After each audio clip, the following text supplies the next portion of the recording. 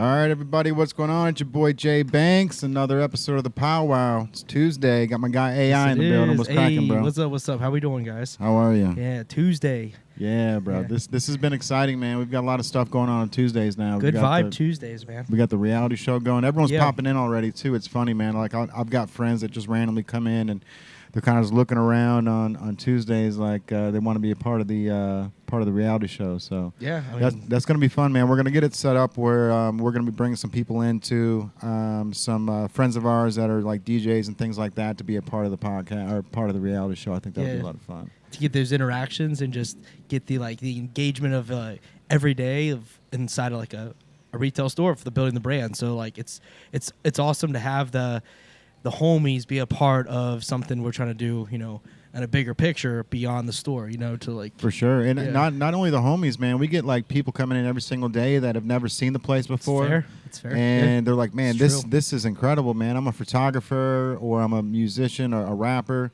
Last Tuesday, we had somebody use the White Room for a music video, which is super dope, man, that we get to, be a part of those things. We're...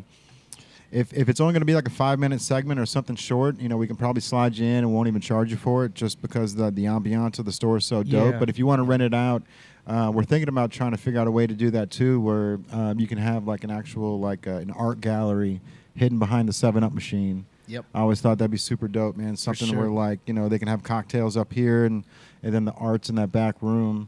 Like a showing.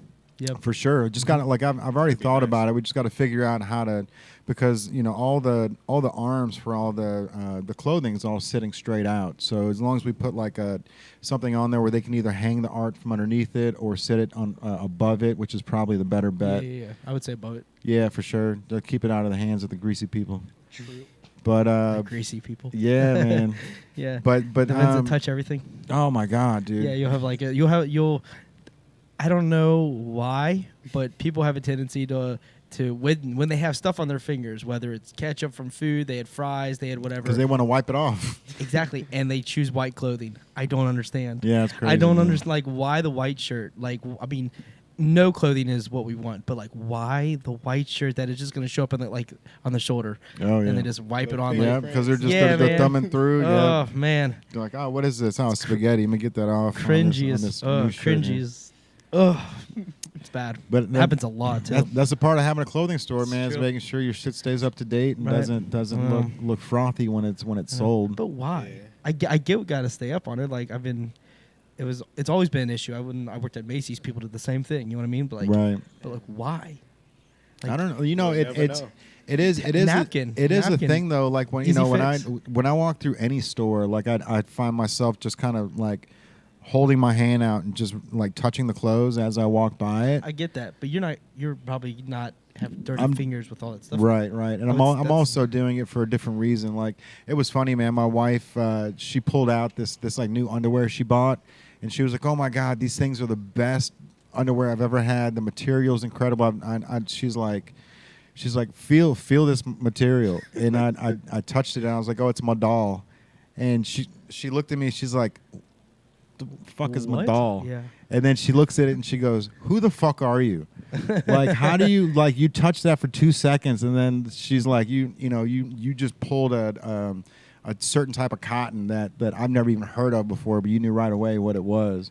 And that's just, it's crazy to think that, like, that your fingers and your touch has that much power, right? Like you can be in the middle of the dark and touch something and know what it is. Know what it is. Well, yeah. you can because you. I'm used to it. Yeah. You know what's? Did you ever see that show? It was hosted by Steve Urkel, bro. It was called Blackout.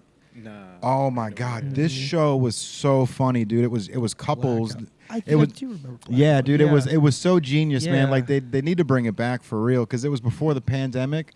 But they would take couples, like just random, just like not celebrities or anything like that, just people who wanted to hop on like NBC.com and fill out something to be on the show. Yeah. And there was like couples that went on there, and then they were sent into this complete black room where they couldn't see anything at all. Like even the bouncers, they had like the night vision goggles on so they can see everybody. Mm-hmm. But if they would bump into them, they'd freak out.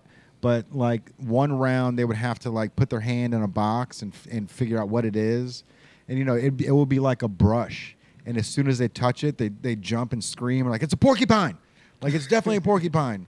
You know, but some of them are like actual animals and shit, and these people are freaked out. But there was this one episode, bro, where it was this couple, and they were on.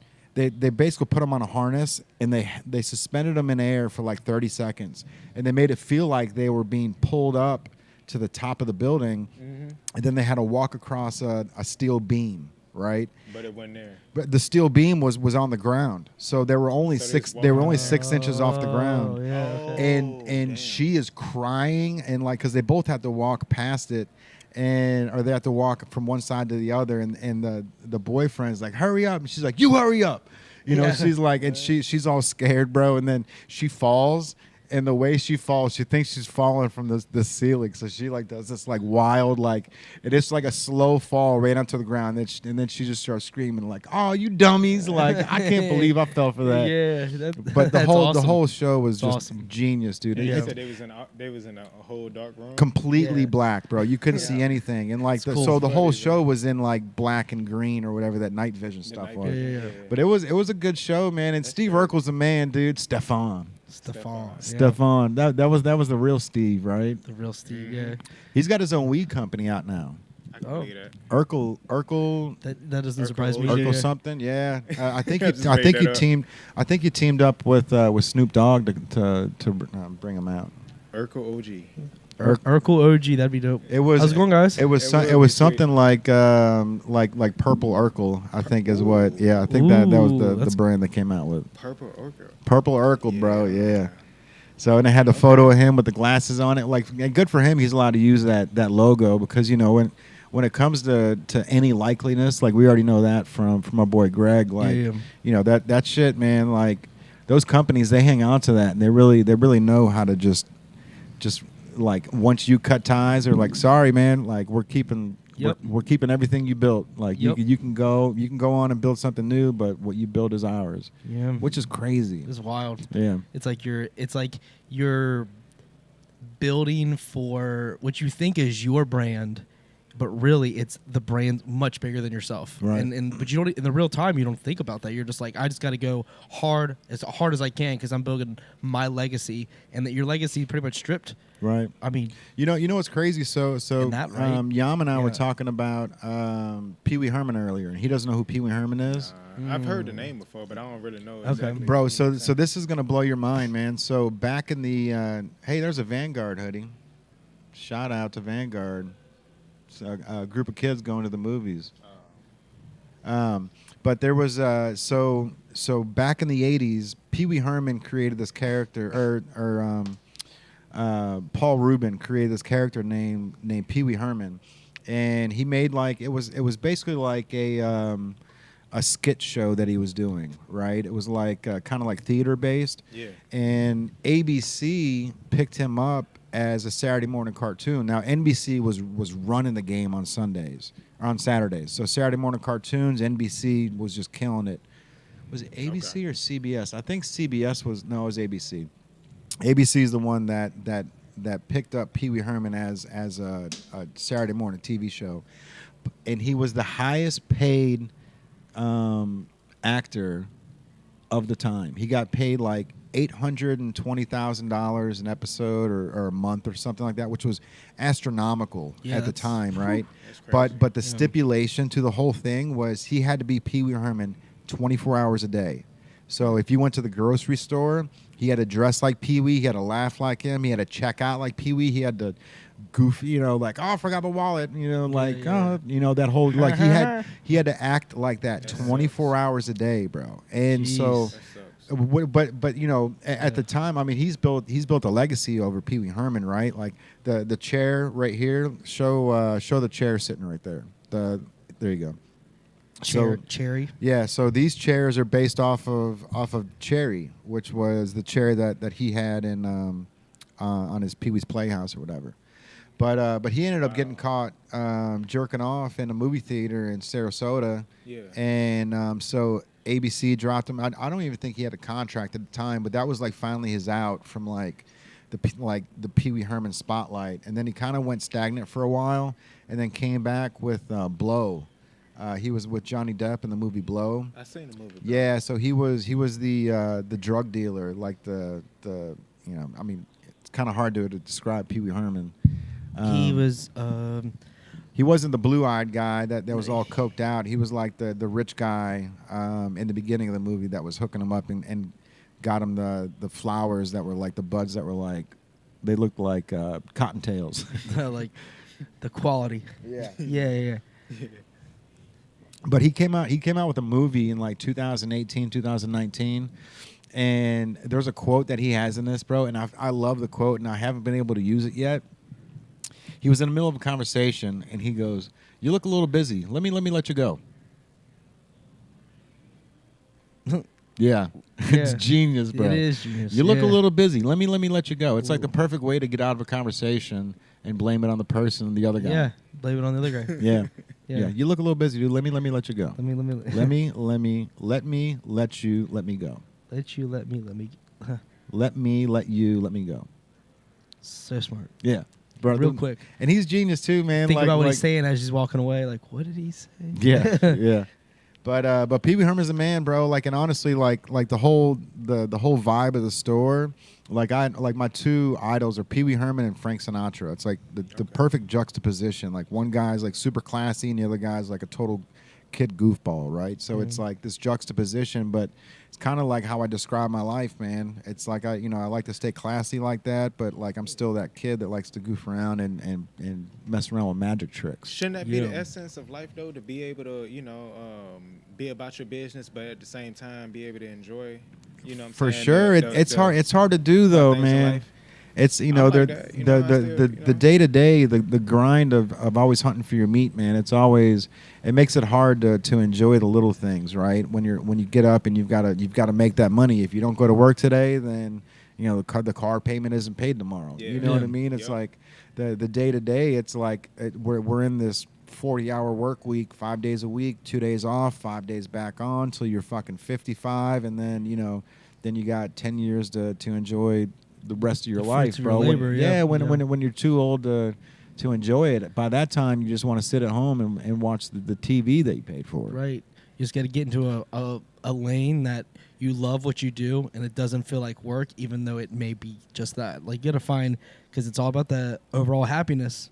As we're learning as humans, like people are looking for whatever makes them the happiest, and they're looking for way to pay the bills. So if you can combine the two, and you can, because there's people out there that have achieved it. You know what I mean? They've achieved that level of success, and it's fascinating to see what they do with that success, and because they love it, because it doesn't feel like a job. Which is why that's why I respect Gary Vee so much when he's talking that kind of lifestyle. You think things like that happen as one, or it takes like a collective? I think the happiness is internal. Well, not the happiness. So like you might have a collective that is like is on the same goal to like where everybody, because everybody, we all have to pay bills. Mm-hmm. Yeah, you know always. Yeah, for sure. You got to. You're gonna have to pay we your. all have things that, that bring a smile to our faces while we sitting here cracking jokes, and we can do what we do Tuesdays and Wednesdays and stuff like that. You know? So like, you think that takes like okay, all right, a collective. You think it takes like a collective full of people like-minded together to do that, or do you think it's possible to do that as one? I think. Or do you think it just depends on the person? I think that if you are trying to achieve a certain level of anything, and there is like something to work toward, others have tried to work toward the same thing. So there must be a collection of people that enjoy the same stuff. If you're doing something that's one of a kind, that's never been done before, I see it. You're obviously a pioneer in that sense. But like, if you're doing something like trying to make it in music, or you're trying to make it in a clothing brand, or you're trying to build your, let's say you have a team of video game, you guys are professional gamers, like you're trying to achieve that, like whatever your thing is that you enjoy, because it seems like it's play, not so much a job. Play hard, work hard. Like if you're playing hard, but it also doubles up as working hard, that's what we want. And I think that on a collective sense, I think a lot of people do have that as their ideal of what they want, but how to achieve that is situational. That is individual on individual, because there's going to be someone that's going to stand above the rest, and there's other people that are going to get theirs. They're going to get enough to get by, but they may not be at the top of the food chain, and that's where the individual might separate themselves. But you could also have a group that makes a collective that together works and makes that sees that success as a group, because sometimes it is hard to do stuff alone. You gotta a team is really important. I think in success all around. There's rarely a company that has one person doing everything. It's just not realistic. And I think happiness can be created for everybody as long as the work environment and the culture that you set is beneficial to everyone. Everyone wins when the team wins. I think it's important. It would be really hard, like the position that we're in right now, for me to go 7 days a week. You know what I mean? Like every single day, just without a break on it, man. And I did it for a long time, and it's like for a long time you feel like you're just spinning the wheels, right? Like you're just sitting in mud, because you don't have any break and you don't have anyone to bounce ideas off. So it's nice to have Andrew and Tyrell in here, man, or definitely Andrew, where he can take a bunch of the load off the plate for me. You know what I mean? Yeah. So like with the printing and everything, he's got it down where he's able to use the printer. So now we're able to get to the point where, because he's able to use a printer now, we can open up another avenue of producing other clothes for other people, because he knows how to run that now. You know what I mean? So, like I've said before, man, it's like it's just about finding your seat at the table. You know what I mean? Like, I could sit there on by myself, and work on ideas, but it's not going to go as far if I've got Andrew sitting next to me, because then all of a sudden there's two brains working and two different ideas, and his ideas are just as good as mine, but he's got a different viewpoint because his is music related, right? So mine's clothing related. It's the same lane. We're just trying to figure out how to correlate them. How to balance them. I got you. So and then once me and Andrew are sitting at the table, and then Tyrell goes, "Hey, what are you guys doing?" And he sits down, and then we're showing him what we're doing, and then once he goes, "Okay, well, let's do this," and I could do this. That at that point, like now that seat's yours. You know what I mean? And some people come in and they look over your shoulder and they go, "That's really cool, man, what you guys are doing." And they look around and they don't see the spot for him, right? And it's like, you got to speak up, man. Like Jay-Z told Kanye, like, closed mouths don't get fed. Yeah. Like without that one moment where Jay-Z was walking out of the studio and Kanye was like, "Bro, before you leave, let me play you a track real quick." Yeah. And he played him through the wire, right? And Jay-Z was just sitting there. He just listened to it, just bounced his head. And then at the end of the song, he's like, "Dope, you're in."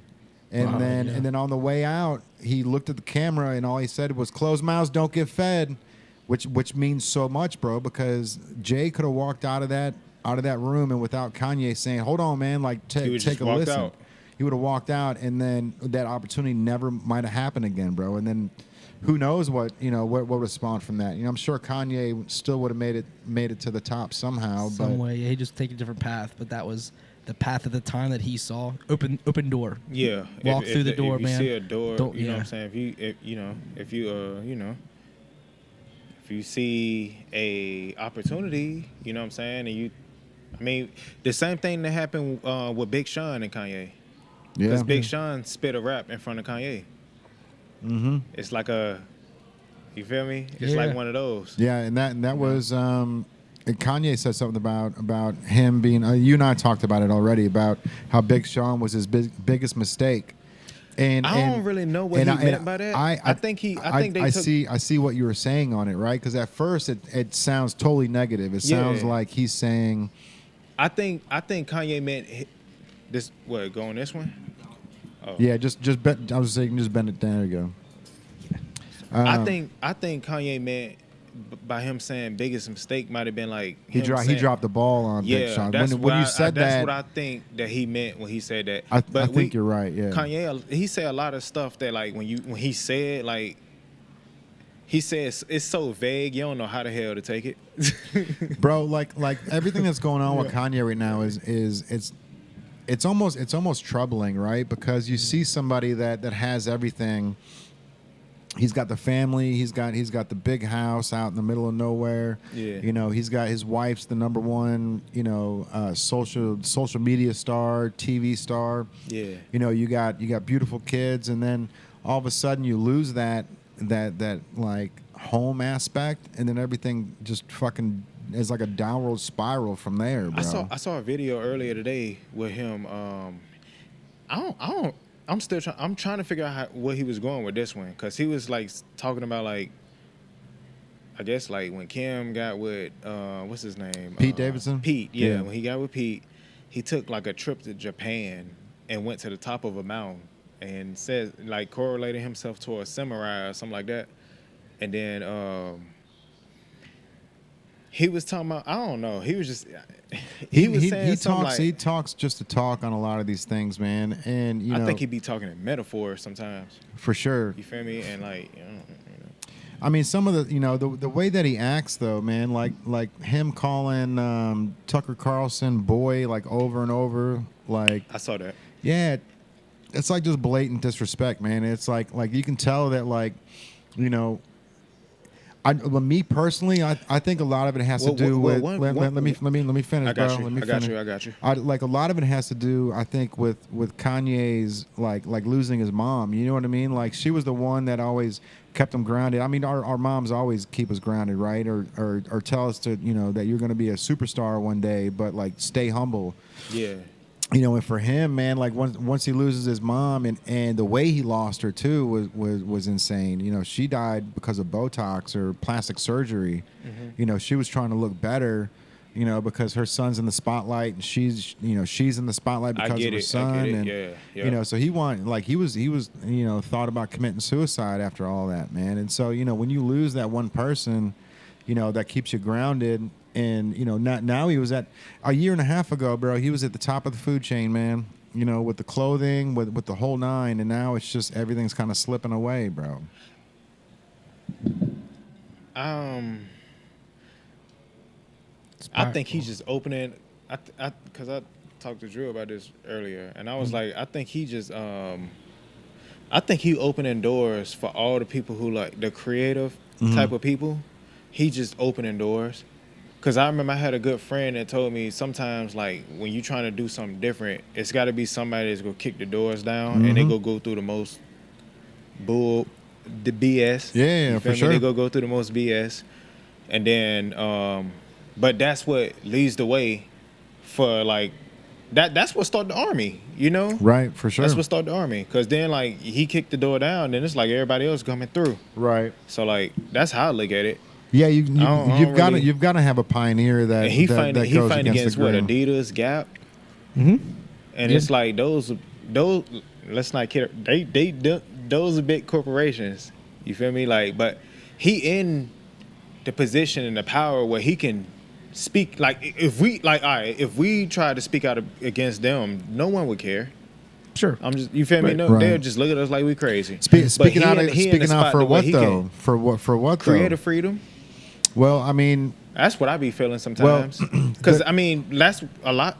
Okay, like with Adidas, where or like Nike, he was saying, like, how they wouldn't let him be able to design his own shoe or stuff like that. You know, like. I mean, And if I'm wrong, just correct me. You feel me? I mean, there's a lot of innuendos in there. It's not just a cut like a cut and dry, right? Yeah, it's not cut like and dry. If like I want to design my own shoe. Okay, well, we only have so much equipment, right? Like, if you want to design your own shoe, if you want to have a different toe box, we're going to have a different type of machinery that's going to be able to build this toe box, right? Yeah. Like, and that's what I'm saying, because I feel like he'll be the type of person that be like, well, if you do this, if you on the same wave I'm on, that we can make this happen.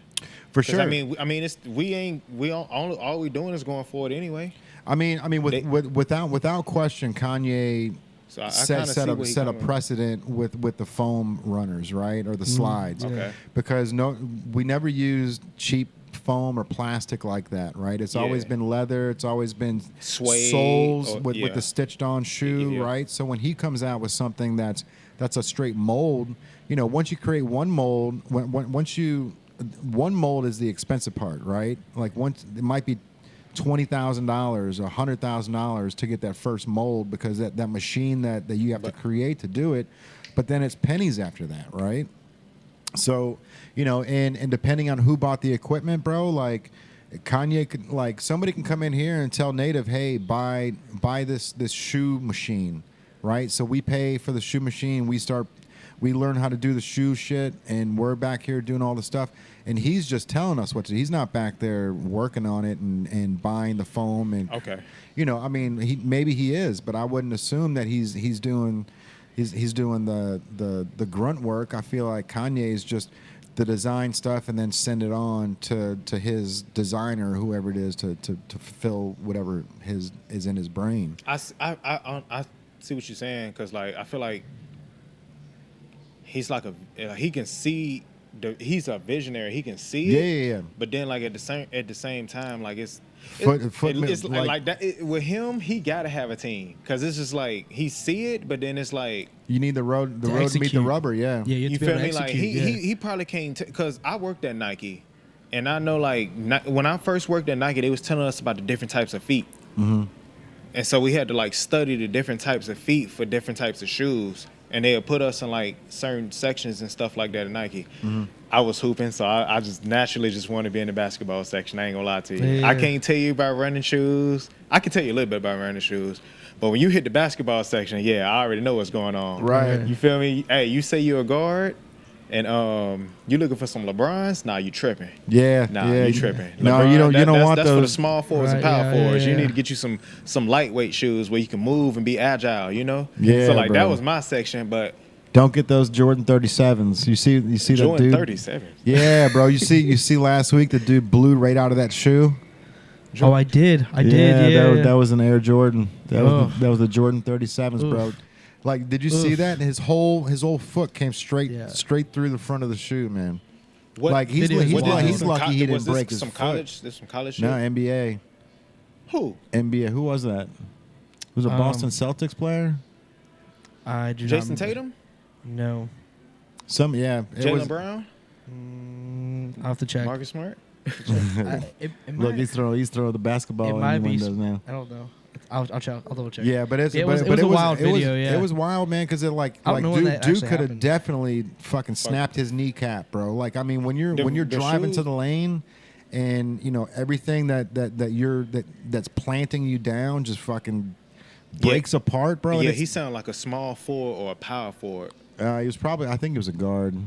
He had to have been a strong ass guard. I mean, Zion Williamson's shoe busted. yeah, but- well, everybody know about Zion. Yeah, Yeah. He got strong at everything. And so about did him, strong. what's his name's the big He should- baller. he should never the hoop in big low baller tops. shoe blew out on the first day of the game. the Ball brothers. Yeah.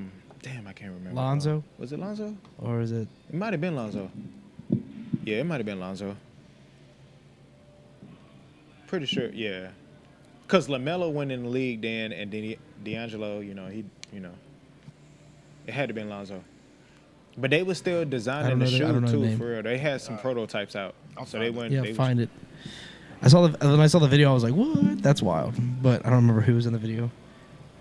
Shoot, what I'm looking. Yeah, it might have been Lonzo.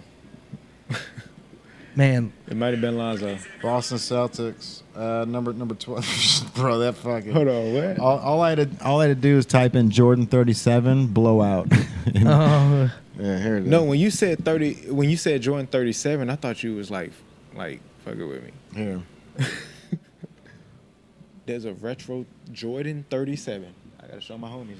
Oh, he got game. Look, boom, the whole shoe's gone. Oh, you got it on the camera. Fuck. Play it one more time, because I missed it.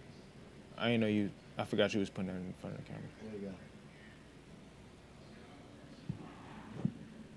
go. Boom. Oh shit. They compared it to that car right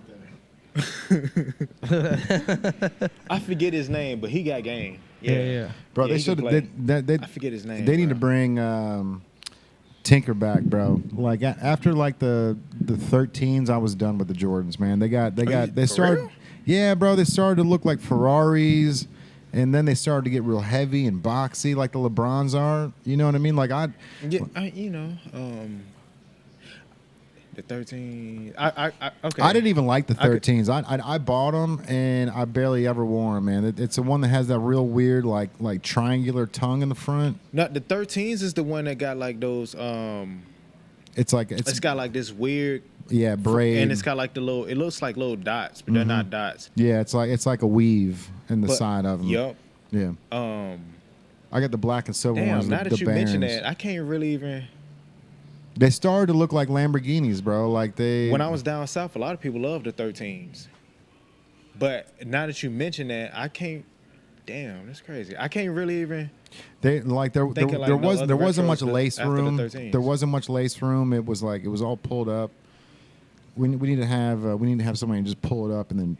I think after that, up. I mean, of course they still had other Jordans that was out, but then like, you the Spike Lees, the Cements. Yeah. A lot of people love the Spike Lees. He did a lot of collaborations with them, man. When Spike Lee, when he did his collaborations, it was dope. Yeah, because he would combine like 2 or 3 retros and put them all in one shoe. Yeah. I had like the tennis ball 5s. I think I they were remember fire, having the bro. Cements. It was like mostly white. It had gray. You know how the 4s look, where they got the little strap with the little on that little strap. It was like in polka dots of gray and black. The shoe was mid top. It had a little bit of 5s in it, 4s. Okay, like something like that. Like I mean, we can look them up. Yeah. I remember how they look because I had them. I loved them. Yeah, with the little spike, the little Mars Blackman logo on the back. Yeah, on the tongue. I think you could unbutton it if you wanted to.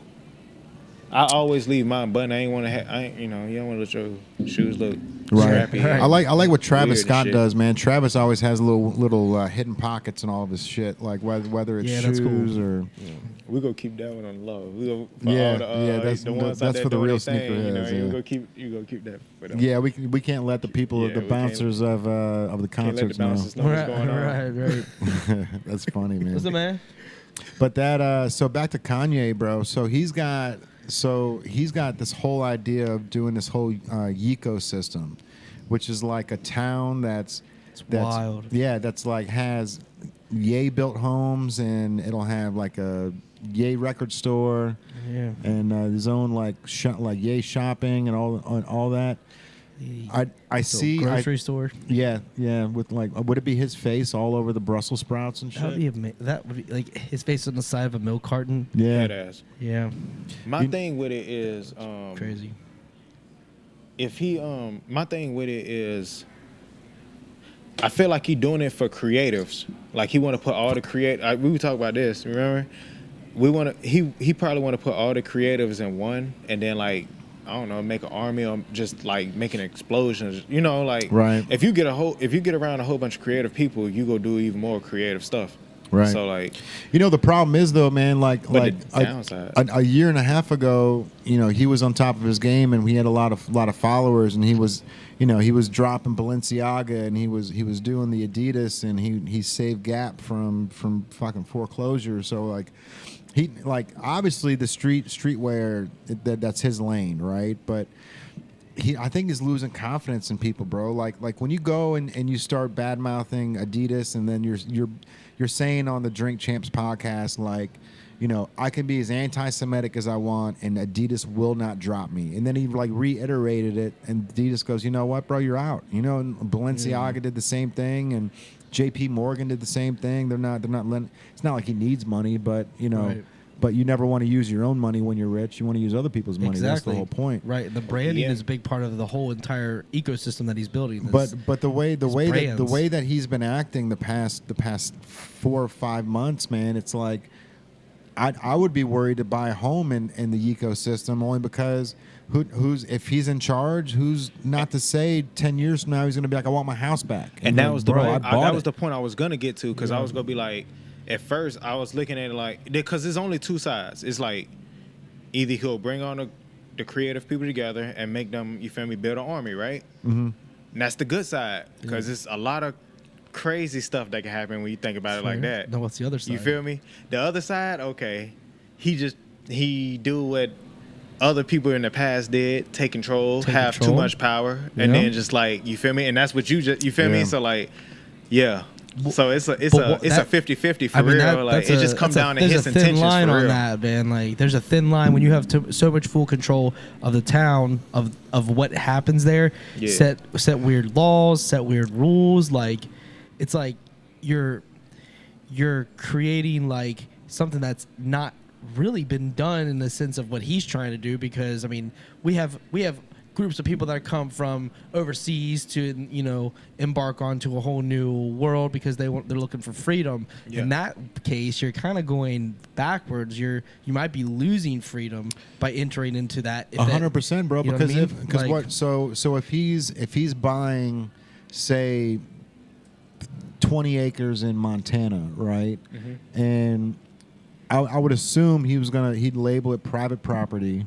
Yeah. And then have his own police force in there as well. Right. Like how Hidden Valley's got their own police force, and Hidden Valley, Indiana, like they got their own detailed security. Does that mean that outside police can't come in? You know what I mean? Has he got to build his own jail? I mean, if you're building a community, you're going to have a jail. You're going to have, I mean, everything that a normal police station, fire department, you're going to have to follow like some kind of order of, I would say, if you're really going to go into a ecosystem and create a whole that's a community. Yeah. I mean, it's more than a community. There's a lot of faith in it too, because like, I mean, so now it's a religion. Well, no. Well, I'm sure a religion will come from it. He'll put that in there. Yeah. But you know, ye the people. That's funny, dude. You know. But he. The way that I look at it, bro, is like, okay, before I say this, if it was free for a year to live in the ecosystem, you would probably do it, right? All right, let's just say the house was 150 grand. It was a decent house. You just have to live there. But now you don't own it. You just live there. It's basically I mean, you know, it's just like buying a home. Like, you're not suckered into losing it 10 years down the road. Okay. But you don't know like the conditions. Well, I mean, I don't know what I don't know, because if they're running the rules, I don't know all. I don't know what game we're playing. No, I don't know. I mean, if he's able to strip my rights, and because he owns the town, and he's like basically like, hey, we're gonna use this for government property now. Your home is now ours. Right. If he wants to play that card, like, but that wouldn't be no different than what you see out in the city. Yeah, with anything like that, with expansion, gentrification, stuff like that, he could do something of similar value and do that to the citizens of his ecosystem. And that's what I was talking about. Intentions. He's after us. That's what I was saying. Intentions. Intentions. Yeah. It's all about intentions. It's all about. I don't think he would do nothing like that. Maybe like New World Order. That'd be crazy. There's a lot of stuff. If he really like did a 360 like that, that'd be so crazy. Because like, I want to believe that he want to put all the collective. I want to believe that he want to put all the creatives. I would love to think that's the case, but I can't fully. But how would you put all the creatives? Are you talking like? Are you saying that these creatives like already established creatives? Like, no, I think what he's saying is if he builds the ecosystem, people like you and I and Yam are creatives, right? Like we would lean more towards moving there because we know we're in a community of like-minded people. So it would be like an army. Like, it would be like us against them. Like like. So how many people are you expecting to be put in this community? Well, shit, I don't know.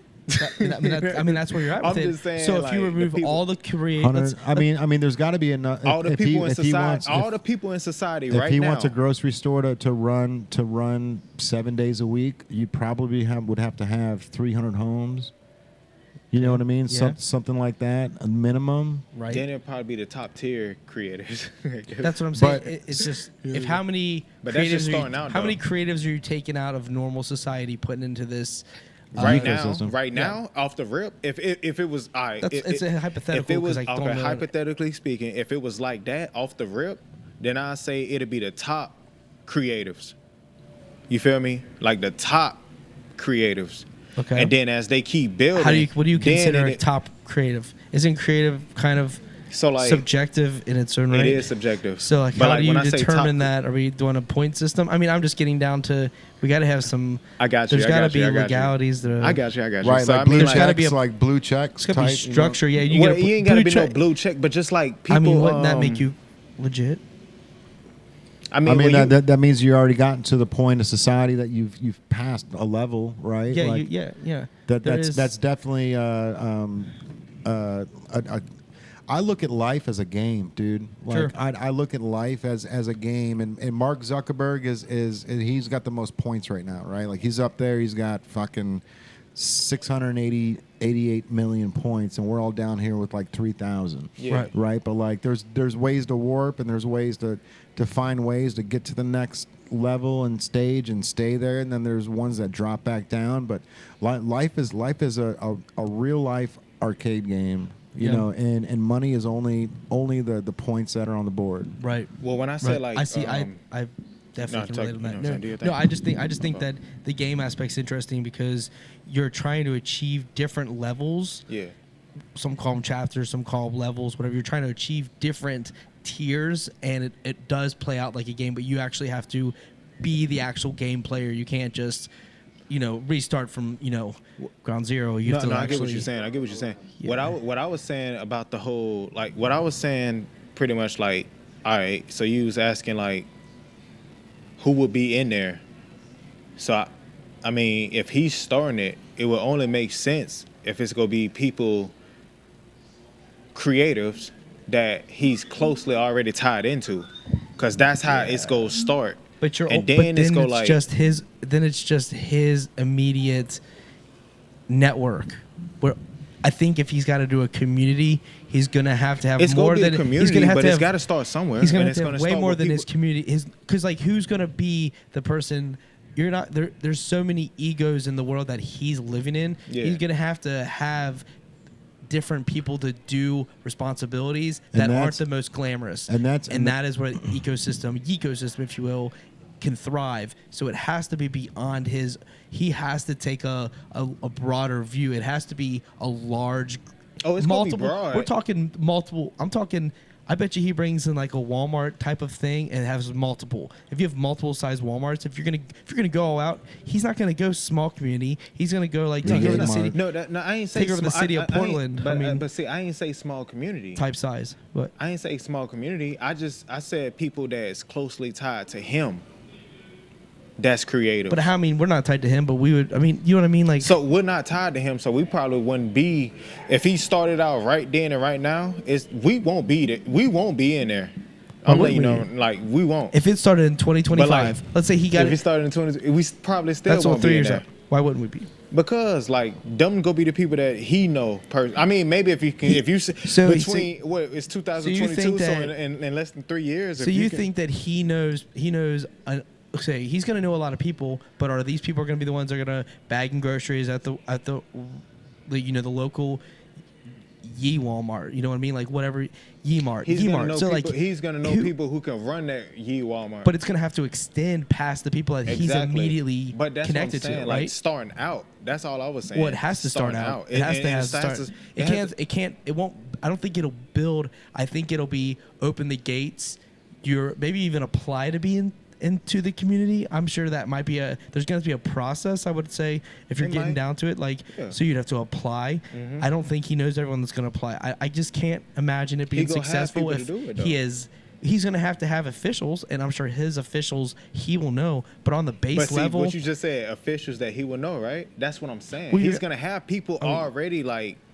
But not the whole community. Not the whole community. No, but I'm saying starting out. I would say 1% of his community he'll have direct connection to. 1%, maybe 2%. Small community that he can trust. I'm saying starting out for the positions that he can't control himself. He's going to put people on. He's going to put people in that position that where he knows those people and he know what they can do. And that's going to be how it is starting out. And everything else go follow suit. What do you mean what they can do? Like, they are... I'm gonna put it like this. Artistry, or are you let- talking like jobs? Let's say if you wanted to start a basketball team, Okay. because that's I hoop, so I'm gonna start off with hoop. Sure. I'm gonna start off with hoop. Let's say you want to start a basketball team, right? Yeah. You know the vision, you know the end goal. The end goal is to win the championship, right? Yeah. Okay. What league are we in? Cincinnati. We starting out Okay. straight from Cincinnati. All right. So is this NBA? Is this So G you go. League? NBA. Okay. All right. So we're a professional So- basketball team. Gotcha. There is one, the So- Warriors, but yes. You're gonna take all the players you know personally that can hoop, that specialize in something Okay. in basketball. You're gonna find out what they're good at. Right. Through that, Huh? It was him. Yep. No, we're good. All's good. Yeah. through you go look for all your homies that specializes in certain positions Mhm. that you know can help you with this. So Yeah. you go do that, right? Okay. That's what I'm talking about. And then everything else is go follow. So You feel me? How? Like- So Okay. this community that we're talking about is going to have a basketball team amount of people, or we're going to have tenfold that or more. It could start out with. You never know. But I'm saying There's like not if a you're number on it. well, I think there needs to be. I think he's going to have You to can start off have with an- 15 people, 20 people, because a a small basketball community. team is 20 people. So this is a small community. You're saying like It could start off like that. okay, all right. So his And his- now, but what I'm saying is, with And they those, just bring with- people in? But what I'm saying is, with those 20 people, Mm-hmm. it'll be 20 people that he knows, that's in his immediate circle.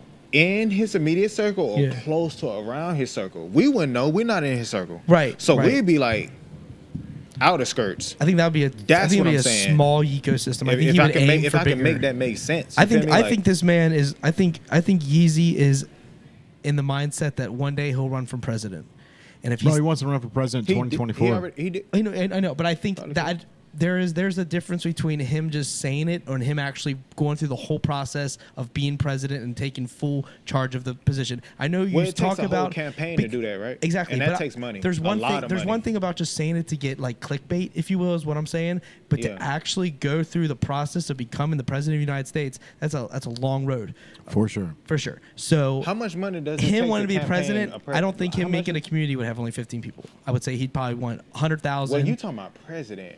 We just talking. He's about, talking like, on that level. He's you talking. just- well, We're talking with an the- with that ecosystem. that's just that. That's just a village. But what Small, you talking true. about president? So like, wants with that, that being right. said, it takes a lot of money to campaign, right? Yeah, But but he's is got he the not? money. I think. But is he not one of the? They say he's not a billionaire officially. Is what I saw. a Is post Bernie earlier. Sanders a He, billionaire? he claims that he's eight billy. That's How what much he is said. after the report came out that he wasn't a billionaire officially. So I mean, he corrected somebody when they said you're a billionaire, and he goes 8. How much is Bernie Sanders worth? Interesting. Okay.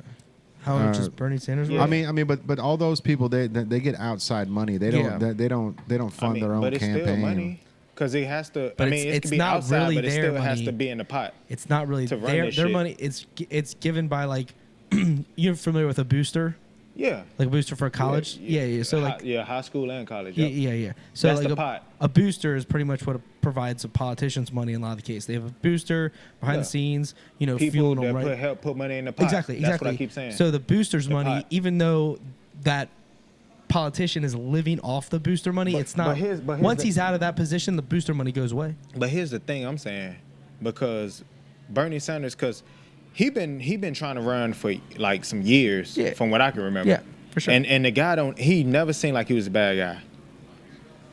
A lot No, of for points sure. he make, I've been like, yo, that makes sense. Sure. But for some reason, He sees holes in the ship for sure. yeah, but they always put holes in his ship and they always sink. That's how they right? do it, man. Yeah. So what I'm saying not is, a part of the major party. You're not gonna get it. but you know Bernie Sanders is not as rich as Kanye West, right? well, right. Kanye But West- it takes okay. money to make a campaign for the run Oh, president. I see what you're saying. You see what I'm going with this? Okay, yeah, I think there's plenty of money from doing a campaign. But and if that's he were what to it run take, it, though. he So could do. he can could, do it if he wants could to have do a it. crowd-funded campaign in It won't even have to be 3 crowdfunded. hours. Bro, he could Kanye don't have to crowdfund listen, anything. he though. could create a He T-shirt. could, but he don't have to do it. No, but why would you use your own? Why would you ever use your own money? When you get Yeah. rich, you use other people's money. That's just I how understand it that. goes. He could create a shirt that says then again, it's Kanye Kanye. West for president, right? Yeah. And charge $80 a shirt, and he'd probably sell 100,000 shirts. Yeah. You know what I mean? He Like, could use And- other and people's money, overnight. but then again, it's Kanye. You don't know what his intentions is. but and But that's he and knows that's money. the thing, man. You Like, can't you stay know, a billionaire if you use all your Everyone, money. they all do, but he probably looking at it, but then he like, yo, I got enough money where I can do this.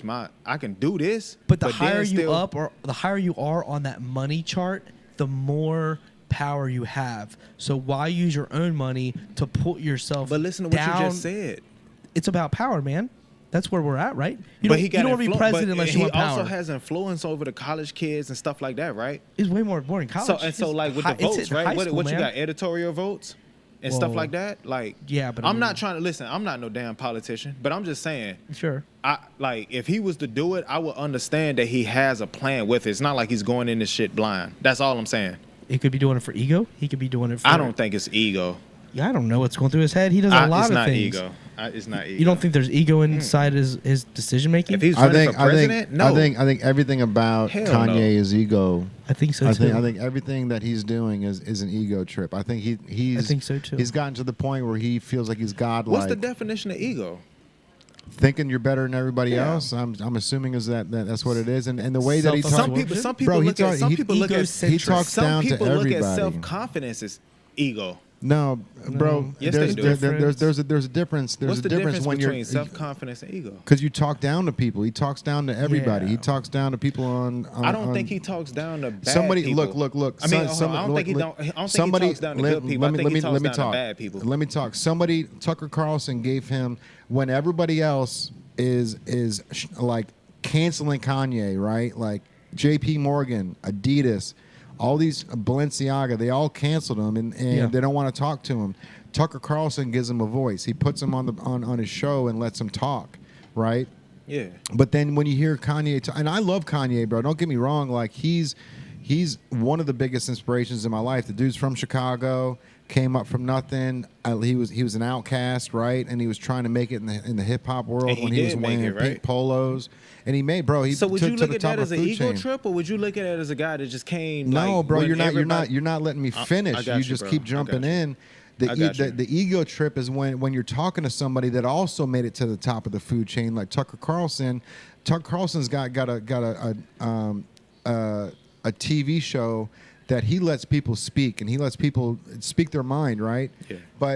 But the second that Tucker Carlson goes against what Kanye wants him to say, he interrupts or he calls it like that boy. But like Oh, he's like, that guy. don't call me a boy, dude. Like I'm a grown ass man with a fucking job. I got kids and a wife. Like, Right. you know what I mean? Yeah. It's like that. That's Show respect. that's the type. Like, bro, and all the confidence that Kanye had got him to the top of the food chain. Right? I'm not doubting that.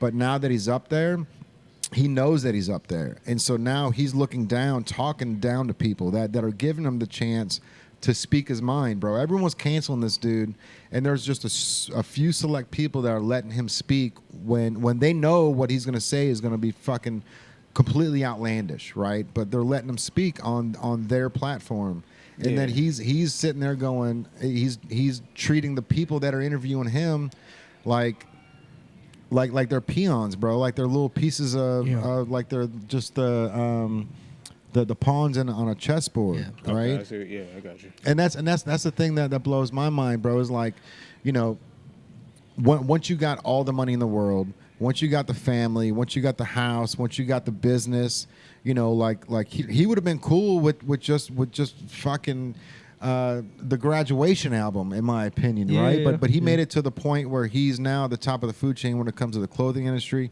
and he's done a lot of stuff that people have always wanted, right? Like when it comes to like the Shockaware style shirts, the mud colors, like the earth tones. Nobody was fucking with earth tones, right? Like no one was doing taupes and khaki colored and canvas colored. Yeah. And you know, he came out and started doing these monotone colors, oversized shirts with nothing on them other than good material, right? Yeah. That had holes in it that looked like it was from like the Renaissance, from like a futuristic version of the Renaissance. Like he was like by all means, bro, when it comes to fashion and vision, Kanye's the top of the food chain. I like my thing though is like I see that he's gotten to the point where he thinks he's better than everybody around him. Bro, has Jay-Z said a single thing about the situation? Like, Jay-Z's quiet as a church mouse. But you know what I mean? Jay-Z, he knows, bro. There's in the fashion industry though. It's kind of. I feel like it would be different. Jay-Z's in the entertainment, and bro, he owns everything, and he keeps his mouth shut. He knows how to play the game. He knows how to jump in on businesses, and make businesses better without tarnishing them, bro. Like, if Kanye would have if he would have just played the game and just been on, bro, the Yeezy shoe was probably the highest sold shoe in the past fucking 50 years. Like you take one shoe and then you do fucking, how many colorways do they do in the Yeezy 350s by now? You know what I mean? A couple hundred, right? They keep dropping new colorways and everyone's buying them at $220 each MSRP, and then they're buying them from Sal for $300. Do you know what I mean? Like he's made it, bro. Like he's definitely like carved his own lane. The foam slips that he made, dude, are revolutionary, right? Because you got something that costs like basically next to nothing. This thing pumps in foam, and you've got this big metal. Have you ever seen how they make the shoes? It's a machine that just clamps down, and then they inject the bottom of the shoe. There's a little, you'll see like a little dot right here. That's where everything's injected into the mold. And then it just pops up, and then like, because the foam, it goes in and it solidifies that open area, and then the heat solidifies the edges, and then it pops up, and then you got a fucking shoe there all of a sudden. It's just like it came out of foam, bro. The things cost probably $2 each after you spent the $100,000 to get the equipment to make it happen. Oh wow!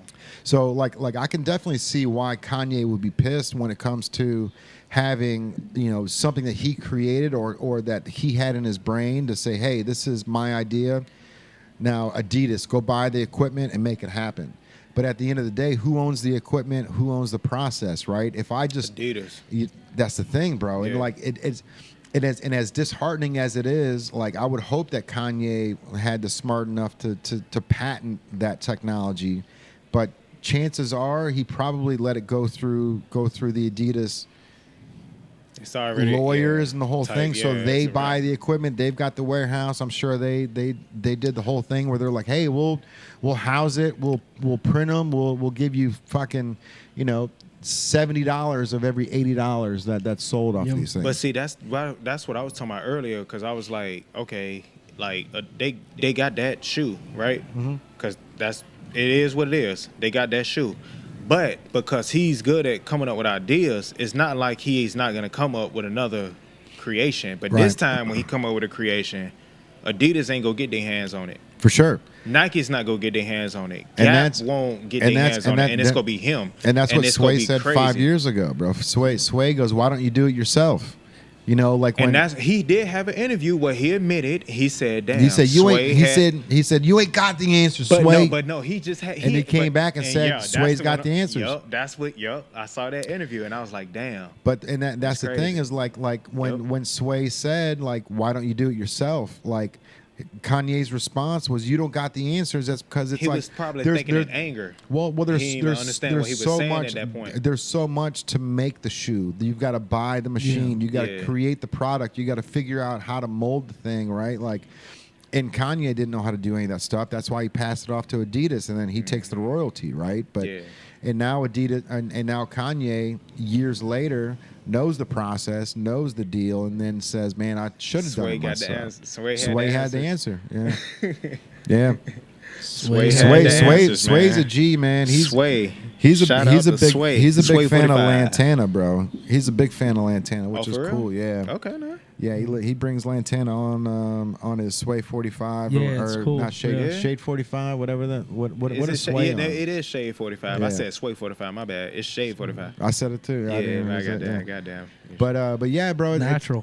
It's cool seeing like every time Lantana's got something new, like Sway's always asking for it. Like, yo, let me hear it. Yeah. You know. So I do it. I think I ended up making Sway a T-shirt. I can't remember if I think I made a couple T-shirts for Lantana to give out to those guys. Yeah. But He shot a video here once, didn't he? Yeah, bro. Yeah, I remember you telling me about that.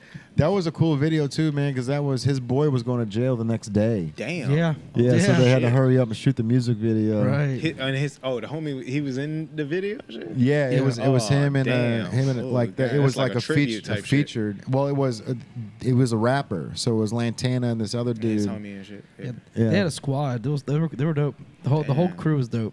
Like the girls they had in the video, they were all real chill. Like everyone was just like having a good time. Yeah. Shot the whole thing in that white room. It was sick. What was that? You heard me? Yeah. You heard me? Yeah, that song. Yeah, shout out to Lantana, bro. Absolutely. For sure, man. It's gonna be fun, man. And that's actually that back area would be a perfect spot for the What If podcast. Yeah. What if with Lantana? Yeah, bro. So we want to do like a What If podcast with Lantana. So it's like what if aliens are real? What if he be into stuff like that? Loves yeah, it, man. bro. Loves that shit. For real? Yeah. He's all into. We did a conspiracy theory podcast at the old store, bro, and it was insane. Like I've actually got video. So it was me, him, and Eli, who was a producer that helped out on the first couple seasons. Yeah. But after the podcast, we were outside of the house. And we were talking about how good the podcast was and how we wanted to do a conspiracy theory podcast. Mm-hmm. And he had his son Maximilian with him and his girl. Mm-hmm. So they were in the car, and we were trying to wrap up and like just end the night. And I was like, bro, there's way too much energy here. Like you guys gotta go before we blow one of these lights. And like I swear to God, like I've got video surveillance, bro, of Lantana gets in the car, closes the door, and a street light right in front of my house blew just like that. Like it was insane. Swag. Well, like I've always told Kaylin like that I've got this energy that can like pull lights out of like when I'm driving down the road. It's the swag. There's an actual that's like a real thing. There's like an actual name for it and everything. But like swag. It happens to me all the time. Right. Just Everybody driving down it. the street and lights Drew got swag, lights pull you got out. Swag. I got swag. Tyrell got swag. Lantana got swag. God damn it. Greg got swag. Say Wayne got swag. Yeah. But come on, man. But yeah, bro, it was one of those things. Like I literally said, bro, you got to get out of here before this light blows up, man. There's way too much energy because like we were just fucking bouncing. Like it was all positive, and then the second he gets in the car, the whole light, the street light, bro, above the like. It's not like I can just turn the switch off. Right, it was the light to the actual street blows right there, and like he just pulls off in the dark. It was like the coolest video, bro. That's dope. Yeah. Wolfman got swag too. Yes, he does. Yeah, he just dropped. I wanted to say that, but he was talking. I didn't want to. He just dropped some music. Man. Yeah, he just dropped some shit. Mm-hmm. Yeah, man. Shout out Me and Wolfman. Wolf, we listen to the same artist, so that's what's crazy about linking up with him. What artist? We listen to ASAP. We listen to Wiz, Currency, Larry June, you name it. Yeah. You turned me on to Larry June. Larry June's dope. Yep. Yeah, I'm big on ASAP though, bro. Big on ASAP. He's got like it's funny too, man, because like Travis is obviously like jocking ASAP Rocky's style. I wouldn't say that.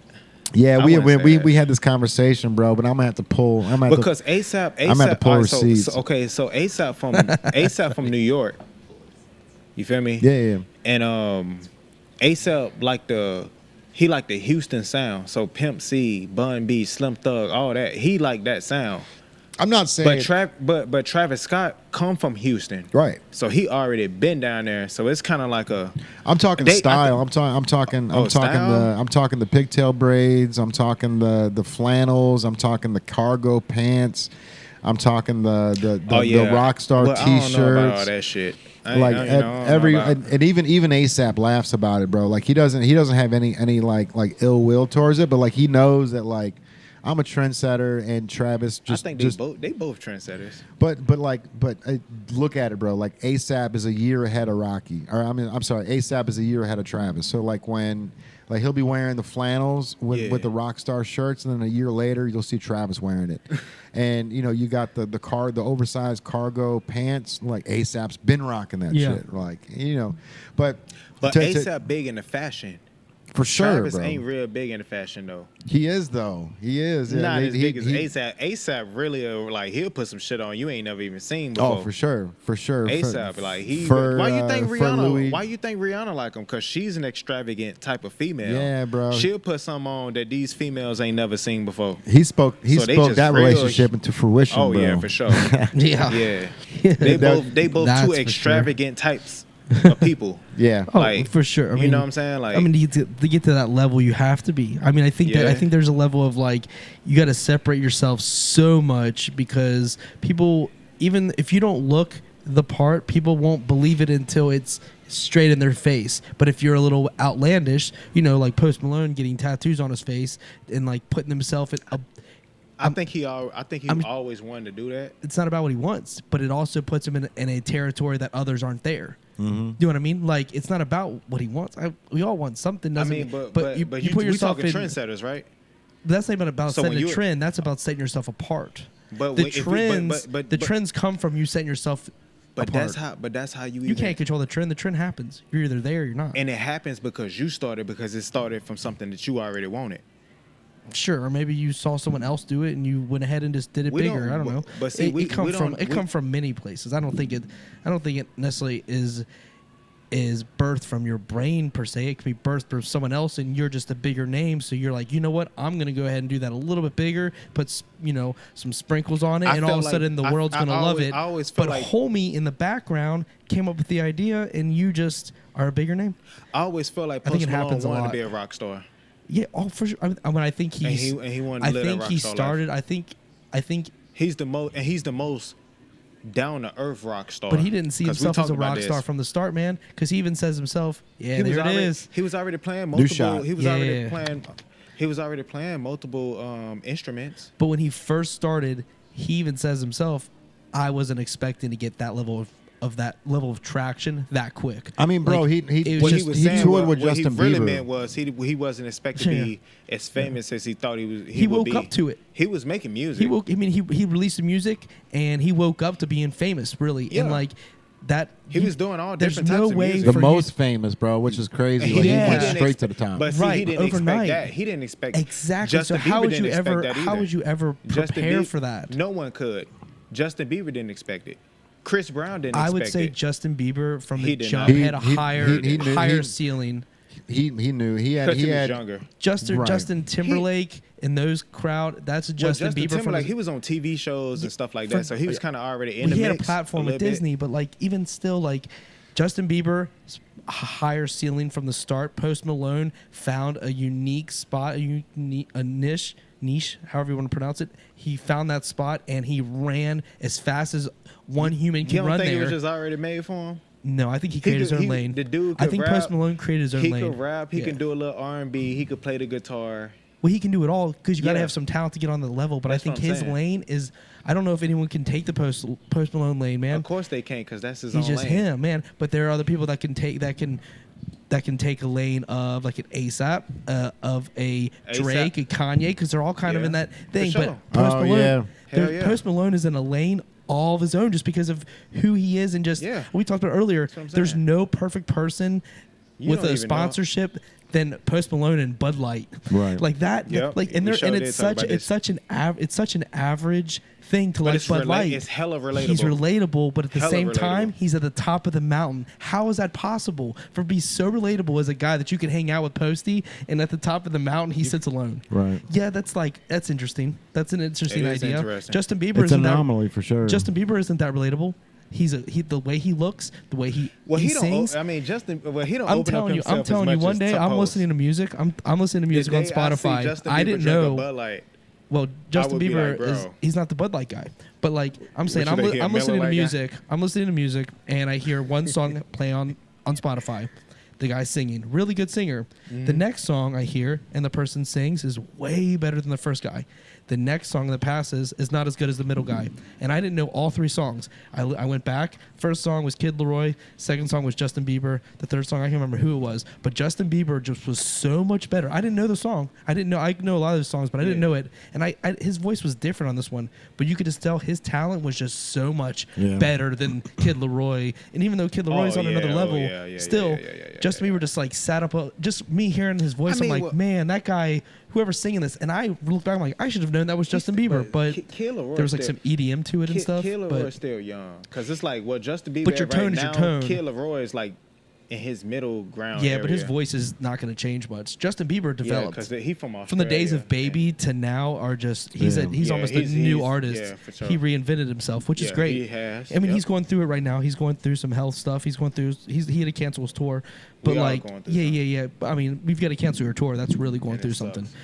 You have to pay people for even planning the tour. So you're paying out of nothing. Yeah. But Post Malone, back to him, he is like sitting in like rare air. You know what I mean? He's in like a unique spot, and I think we were talking earlier. I could see him dropping a country album. We've talked about that. Like just going into a whole other place, going like pull the Taylor Swift, just flip over here and then. Think of all the songs he's already dropped. Yeah, I mean, he came. I mean, he comes out with the Bob Dylan covers and stuff like that. Like that. Sunflower. Yeah, I can't tell you how many people. It's off the Spider-Man. It's off the Spider-Man soundtrack. Oh, bro, that was so weird. I was talking about that shit today, bro. Soundtracks. Soundtracks would get you there. Soundtracks, video games too, bro. Before Fortnite, before the like Call of Duty too. Before the iPhone had iTunes, like you weren't able to get multiple like artists 2K. on one album, right? So like back in the 90s, dude, like having like the Above the Rim soundtrack, it had fucking Tupac on there. It had like Knockin' Boots by H-Town on there, like. You know, all the Marlon Wayans movies they did back in the day, all those had fire soundtracks. Like Tony Hawk, great soundtrack. Yeah, bro. That was the thing, like, cause you know, it's like you go to Best Buy. I was at Best Buy today, bro. It's not the same, man. It's like the Best Buy in the '90s was that was a whole vibe, dude. You would go there on a Tuesday when the albums dropped, and it was just aisles of CDs, bro. Now you can't even find CDs there. It's like one little small section, bro. But like, it's a shame too, man, because like I said back in, I mean, it is and it isn't, because now we can just form of we can get any song we want to at just like by typing in on our phone. Yeah, that does a lot to the damage of the artist though, because like, you know, an artist would come out with a song that hits the radio, and then you would go buy the $12 album just to hope that the rest of the album was just as good as that one song, right? Yeah. And so you were risking that $12 for it. But you know, when the soundtracks came out, you're like, oh, bro, of course I'll pay $17.99 for this, because it's got 3 artists that I love, and so I get 3 songs on it. You know what I mean? That are guaranteed bangers. Yeah. Like the now 17, now 15. Yeah, I never liked those, because they always did the remixes of the songs that I liked. And it's censored too, right? Yeah, it was always censored. Yeah. That's what I think of when you say all the hits and like that era. Nows were just like now 5, and they always had the craziest art. Whoever's making that art. Now, Volume 2 was the best one they ever made. Now Volume 2. Yeah, it's got like. I wish I was a little bit taller. I wish I was a baller. I wish I had a girl that looked good. I would call her. A lot of fellas can relate to that song. I wish I had a rabbit with a hat and a bat and a 6'4" Impala. Which one had? I know some guys that's 6 foot that wish they was 6'6". What, now 5 maybe? What's that? I know some guys that's 6 foot. They wish they was 6'6". Yeah, bro. Just like that song. I wish I was a little bit taller. I wish I was up. Yeah, come on, man. That video was hilarious too, bro. But we were talking about Drake a minute ago. There was so do you know about Izzy Drake? Oh yeah, they made fake Drake. I saw something where they made a cease to desist for him to change his name. I saw it last night. So there's a fake Drake running around who's been getting paid like 10 G's to show up at to host like college night or like whatever parties are going on. Yeah.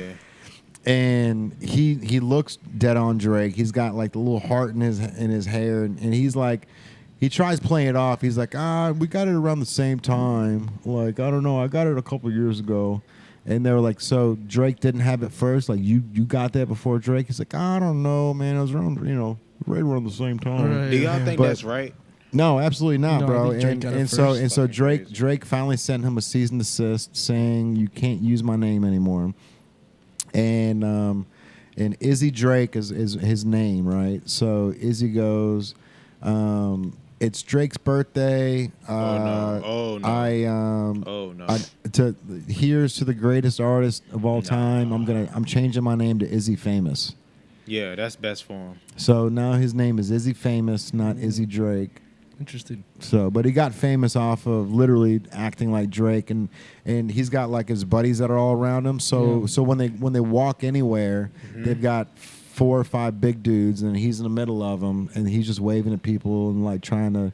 He's wearing the OVO shit to a T. Like he's definitely like a wannabe Drake, a fake Drake for sure. And like with clubs and stuff like that, I can't believe a club will pay him 10 G's to go. What a lot of clubs, they don't be understanding what's going on. They just they think it's really him. Well, they don't. I ain't gonna say they really think it's Drake. They think that it's somebody like if Izzy Drake, right? Mm-hmm. They think that it's some guy attached to Drake's camp. Okay. They don't be affiliated with him. Yeah, affiliated. You feel me? So they don't really be knowing. Right. So like now with all that going on, that's the reason why he just like, yo, cease to desist. So that's why when you say that, I'm like, yeah, I saw that last night, and I already understood what it was. Is he famous? And he announced. When did he announce? Is he famous? Is it recent? Yesterday. Yesterday. Yeah. Yeah. Or today. Yeah. Last night, something like that. But okay. Yeah. But yeah, man, big old press release. That's probably the best thing for him. Yeah, there's a lot of people out there that imitate famous people. There's a fake Aaron Rodgers. Jesus. For the Packers. Oh yeah, I saw that. Yeah, he goes to the games and he pretends to be Aaron Rodgers in the crowd. It's I've seen him. Yeah, he's just looking at the camera all crazy. Yeah, he would be thinking Aaron Rodgers just like him. Yeah, I know what you're talking about. Yeah, and then there was the fake Klay Thompson. Oh yeah, and he was shooting baskets at the game. And he got banned. He got banned from the stadium. He's like, bro, I've got season tickets. I spend thousands every time I'm here. Like, but and he's like, I get it, but you can't act See, like, guys, but you just can't in. act like you're an NBA basketball player's on court side. Yeah, he was shooting. Yeah, and you know what? We gonna know if it's him or not because Klay don't miss. Right. That's fact. That's fact. That is as close to a fact as it gets. Yeah, but that's interesting. These people that like spend their time outside of whatever they do for a living, like perfecting somebody else. Perfecting being someone else. You know what I mean? Like going in, like involving themselves mentally and physically as this other person, and being in a mime, if you will, like just a mirror. Have you seen the deep fake Tom Cruise? What? It's called Deep Fake Tom Cruise. Deep Fake Tom Cruise. So this guy who, like, if you go on to his like Instagram page, a year ago, like it was just normal pictures, just him just hanging out, and all of a sudden, like I don't know if he did the schematics on the phone or whatever he had to do, but he's got Tom Cruise's face implemented on his face, and even when he turns, and it's to a T, bro. Like it looks. Kane was like, that isn't Tom Cruise. I'm like, no, I swear that's not Tom Cruise. That's some other guy playing Tom Cruise. And he's been doing like videos with Paris Hilton lately. I don't know if it's Paris Hilton's husband or boyfriend that's doing these, but they're always together. And he's got the laugh down. He's got he's got everything to a T, bro. And like, you know what? I'm gonna pull up the video because there's the video is like a Mission Impossible video that he started with, and it's really fire, honestly. That's funny. It's like he's running in a suit the whole nine. Oh man, what was his name though? Yeah. Of course. Let's see. Deep fake Tom Cruise.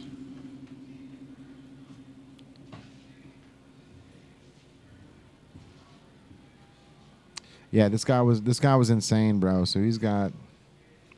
There he is. Look at this dude.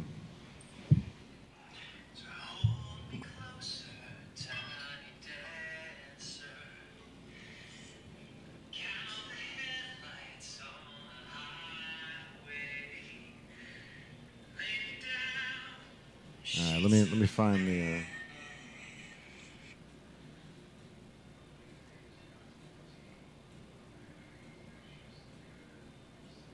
Yeah, that's the real dude, and that's the deep fake version. Isn't that crazy as shit? That is like. And then I'm gonna.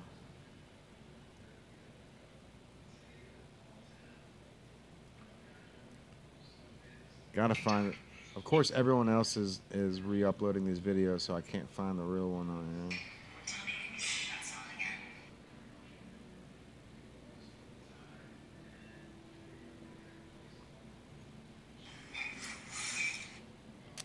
All right, bro. I'm just gonna get back to the podcast until I can find this. Yeah, all good. The internet's a vast place. So Things get bro, lost in it. this whole deep fake thing is getting crazy, man.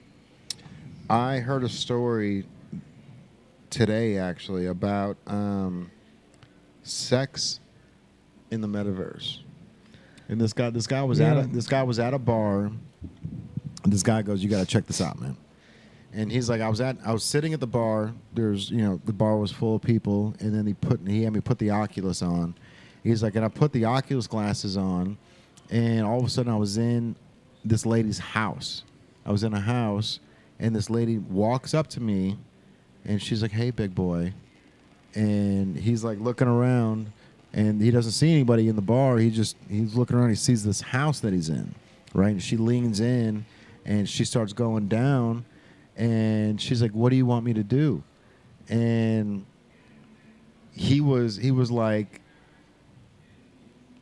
starstruck at first, but then he took the glasses off, bro. He's like, "Get him off!" Like, what's happening right now? Like he literally felt like he was just in some he felt like he was cheating on his wife like within 5 seconds, bro. Like, what is happening? Like, oh wow, yeah. And so apparently you can record these things too, so you can.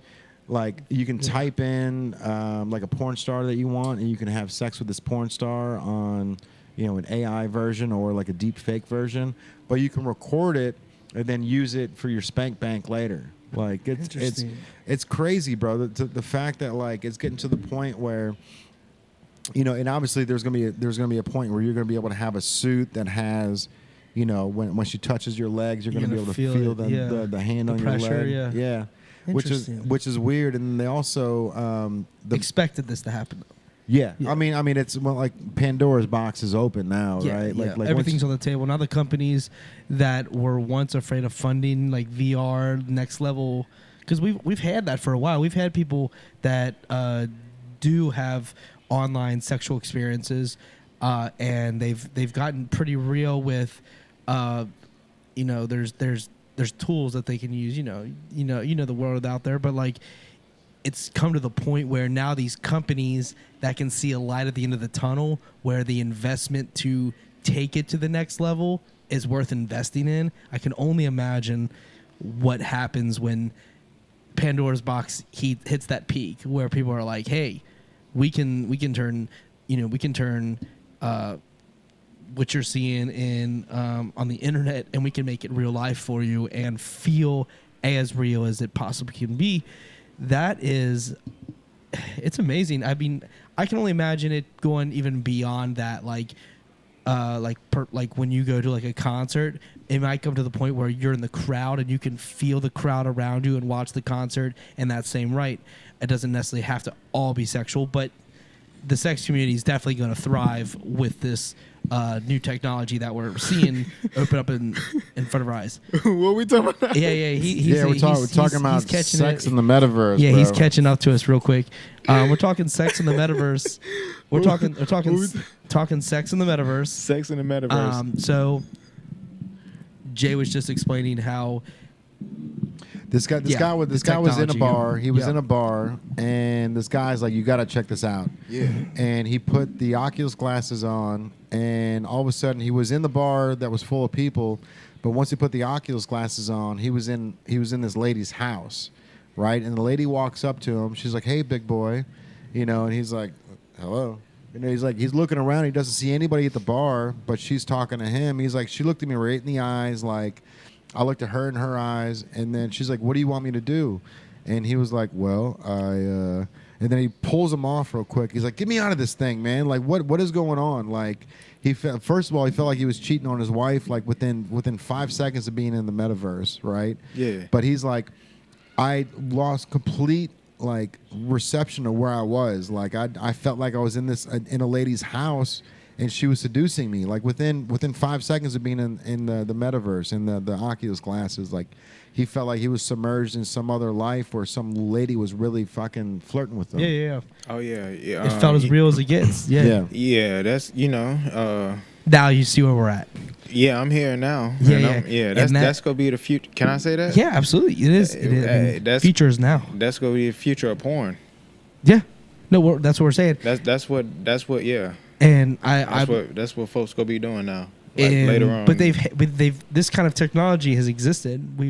It's not like it's brand new, but now it's being taken to the next level, the level of which it's fully submerged into an alternate reality, a metaverse, and you are experiencing it in real time with real emotions and real physical, physical aspects. Like, you could be, because eventually it's going to be where you can feel the touch. Oh no, I don't need that. The bodysuit idea. I won't be. But if I won't be taking you can any part of control, that, you but can control what you're doing. You don't have to go into, like I said, you don't have to go to a sexual experience. But let's say you want to go to a concert, all right, in the metaverse. How cool would it be to be in a packed out, full on concert, okay?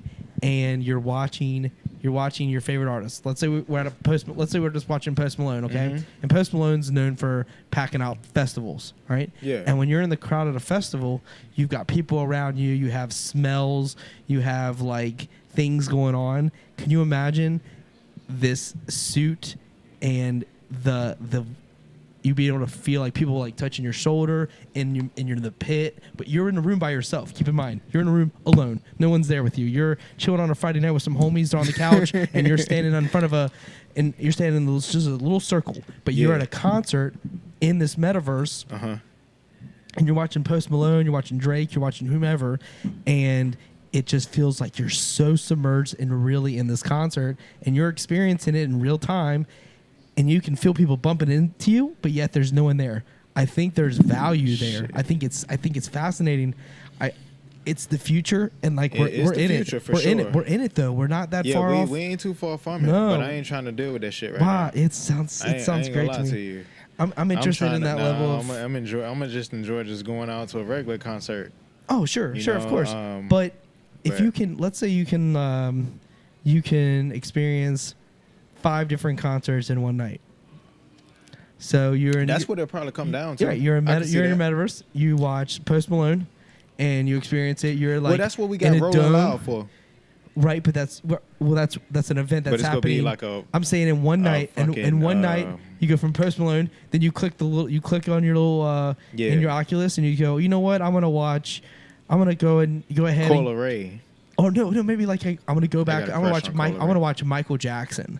I want to go back to I want to watch Michael Jackson perform, like as if I'm at this specific concert at this specific date, and you go into that exact concert in that exact date, and now you're submerged into a Michael Jackson concert where he had just released Thriller, and now you're in the concert and you have the suit on, and you're not in any danger. You're not with anybody else in the room unless your friends that are doing the Oculus with you, but like you're by yourself and you're watching this concert of Michael Jackson performing Thriller for the first time on, at a real concert. That'd be crazy. Right, it'd be amazing. Yeah, should be crazy. That is that is what I'm most excited about. Yeah, there's the sexual side of things and, submerged into that world, but not everyone has to take it to that level. It's gonna go to that level. Oh, absolutely. It's already going to that level. Jay just told a story about it is that the level. The moment they make this all the way accessible, I'm talking about you go have the moment they make this all the way accessible, you go have guys that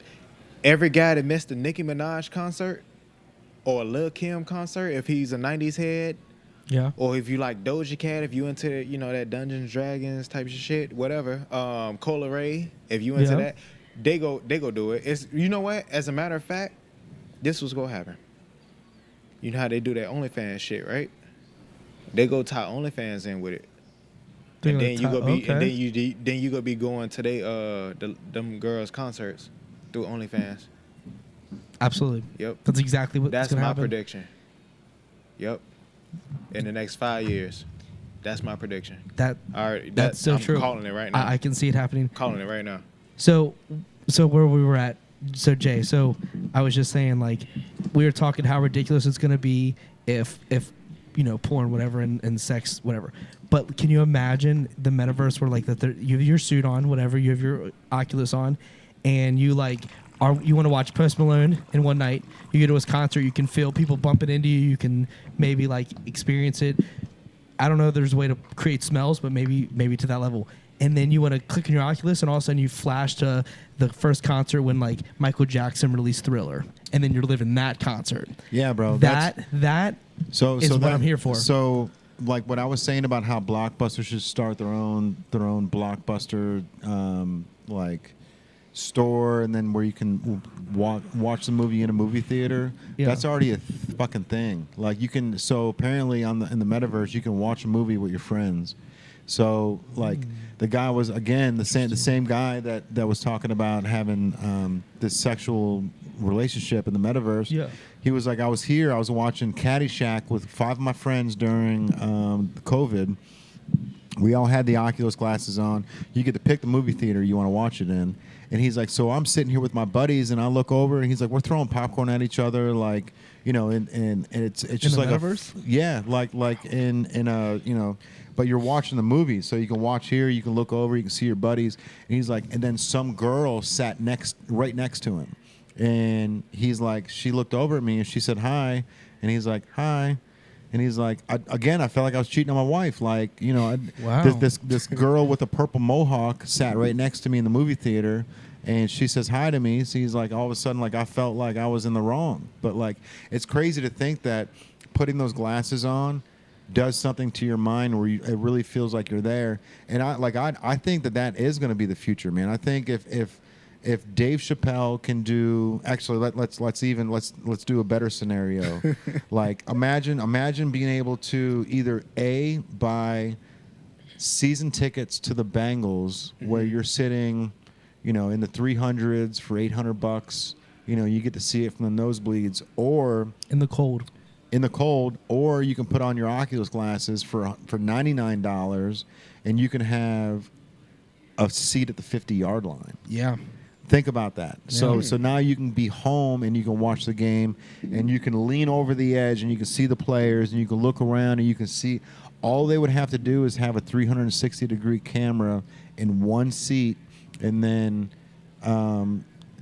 transfer that signal to the Wi-Fi where everyone can latch onto it. Like, it wouldn't be that hard to do. Yeah. But you could do that with the UFC. Imagine being able to watch the UFC from, like, the cage. Right. Like, right next to it, where you can look to the right and see Joe Rogan talking about the fight. Can you imagine if they put, like, on the side of a QB's, just the QB, I would say, the helmet and camera, and it'll happen. And just because you want the QB, everyone else, it's cool to see whatever, but the QB is what you want to see. So, like, see what he's looking at, put it in metaverse, and basically be out of Burrow's eyes. You know what? I can see them putting that on Joe Burrow, because he's such a specimen right now that everyone's watching that. Yeah, they're putting him in the top tier now. That's crazy. With Mahomes and Josh Allen are the only two dope. there. Those are the two guys that, like, stand above it. Like, Aaron Rodgers is there too, but, like, he deserves to be there. But like, it's this tier that, Josh Allen, Aaron Rodgers, Pat Mahomes, and Joe Burrow is now entered there, and, like, pretty much across the full NFL. Because that's the next wave. Yeah, of he is NFL. Yeah. You feel me? Yep. That's the next wave of NFL. Quarterbacks. Yeah, it's in there. It's awesome. It's just nice to be recognized as for us. Right. We never had this before. Well, Carson Palmer was the closest thing we had. You know what? Now we got to get used to it. We got to get used to it. We got to get used to it. That's the problem. Yeah, that that's one of the problems. Because last year, did nobody think we was going to go to the Super Bowl? I didn't think we was going to go. I said that we make it to the third round, Yeah. But we made it, you feel me? And I still think we should have won. For sure. I think we got cheated, but that's a whole nother story. We're gonna keep that off the map. But Rams got their flowers. I found the deep fake Tom Cruise video that I want to show. Okay, let's see it. So this is let me see if I can hold it this way. Hey, we put a whooping on them Falcons though. We sure did. For sure. We'll talk about it tomorrow. We sure did. Yes, we will. Sports Talk, episode 52 tomorrow.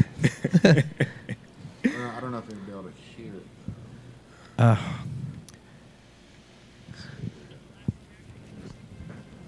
You're helping 2020 together. Donate the ballot. This is no stunt. But if it were, I do all those for real. Why vote for me? I'm not just your everyman. I've Good kinda literally him. been everything. I've been a Navy pilot, a lawyer, and a Navy man. I know this country top to bottom, inside out. From here to here. Because I've lived its history. Literally, I did. Vampire. Help me. Help Vampires. Vampires. to elect me. 2020. I'm just a patriot. My birthday. The laugh. Yeah. My birthday, 4th of July. Who's not running for president of the United States? America, you complete me. America, you completely. I'm the last American movie star. If you're helping 2020 together, donate the ballot. This is no stunt. But if it were, I do all those for real. Why vote for me? I'm not just your everyman. I've literally been. All right. It's hilarious. Yeah, bro, that deep fake stuff is crazy. The Yeah. fact that like he can run through the desert and turn his head and do all that stuff and like it doesn't pull the face off is really crazy, dude. It's impressive, man. And it's only going to get better, right? So if this guy knows how to do it, how long before porns are just a thing where you can just put Kim Kardashian's face on anybody? Right. Oh, You know wow. what I mean? And like at that point, Yeah. it's like, wow, dude. That's Gotta be I mean, something. they're doing Interesting.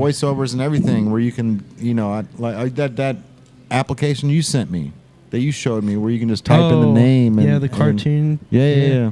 Yeah, that I think that's a solid tool. Yeah. That's what And I was heading for. I was like, this thing has some like we can definitely use this for some of our projects. Like that was super dope. Yeah, there's a website where you can just type in words and just pick a person or pick a voice and it'll say whatever it is, like Yeah. whether it's Tom Cruise or anybody. Or That's SpongeBob. scary, man. Yeah. You can literally. I watched this because I watch scary movies and stuff like that. Me and my sister, we grew up watching Halloween off AMC. Oh yeah. So now we in the thrillers now. We'd watched all the scary movies. We on some Bro, other watch shit now. Babadook. No, we already seen it. Scariest movie I've ever Babadook. seen. We already bro. seen that shit. We Man. already seen it. But we watched this movie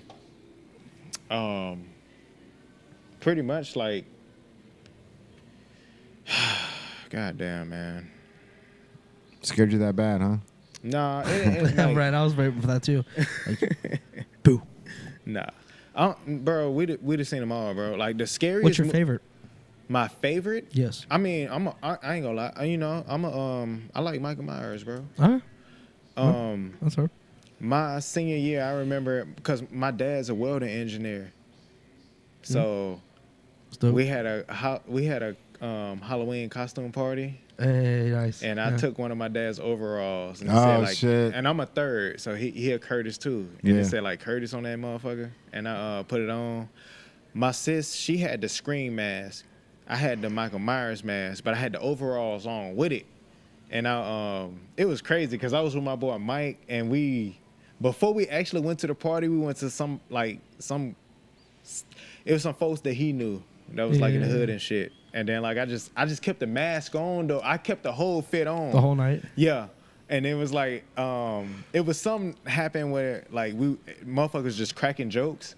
And I really thought something was funny, but I had the Michael Myers mask on and everything. And I'm like, All right. and he got weak as hell. Like, and then we ended up going to the actual Halloween party, and it was this girl off the cheerleading team, and she was, I Freaked ain't know, out? yeah, cause she used to have like bad dreams about Michael Myers, and I ain't never even know. Oh, what's not your Yeah. fault? It's not your place though. Yeah, they made me take it off. Oh, You know- did they? Okay. Yeah. Bro, you know what's They made me crazy? they made me take the mask off. I could keep everything else on, but they made You me know, take the mask off. that Michael Myers mask is actually a mold of William Shatner.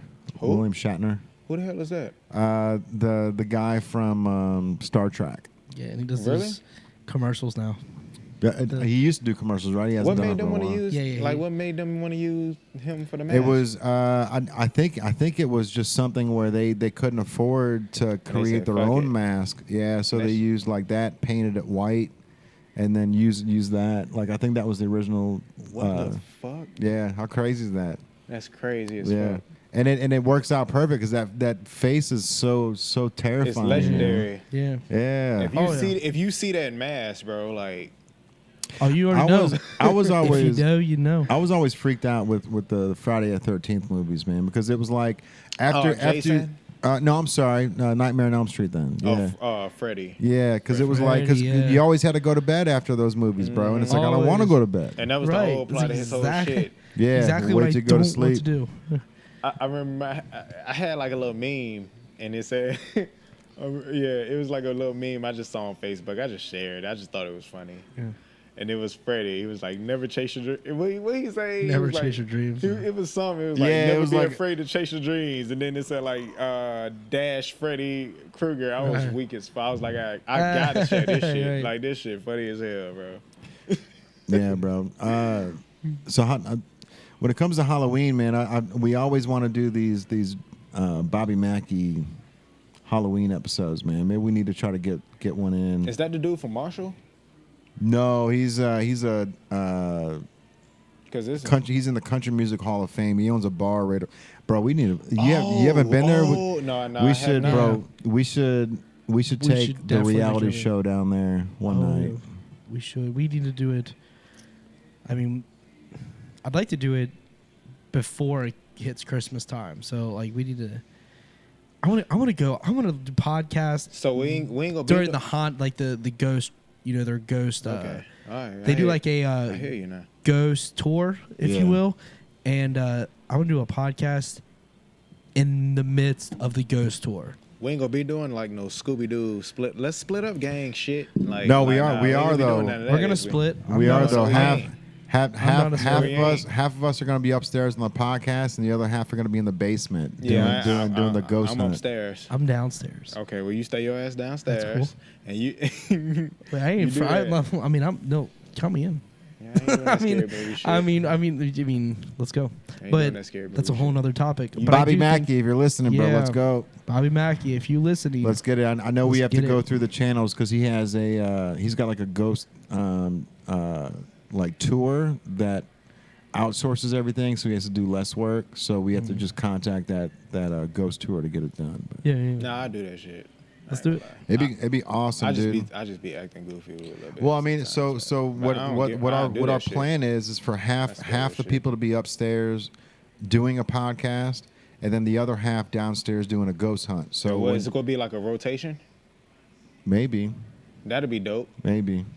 yeah, that probably would be a smart idea because then Wouldn't that be dope though? people that were downstairs can come up there and talk about it, and then it'd be a two-part Oh podcast. yeah, that'd be lit. That'd be lit. 2-part. Yeah. Tyrell gotta come with me. I just want because I know when Ghost Adventures went there, I just there's so much in that episode that happened at Bobby Mackey's. I just want to experience. I just want to witness something to that nature because I've experienced paranormal before. What's up? Nice. I've experienced. I mean, I'm definitely a believer, but it's been a while, man. I wanna like see just.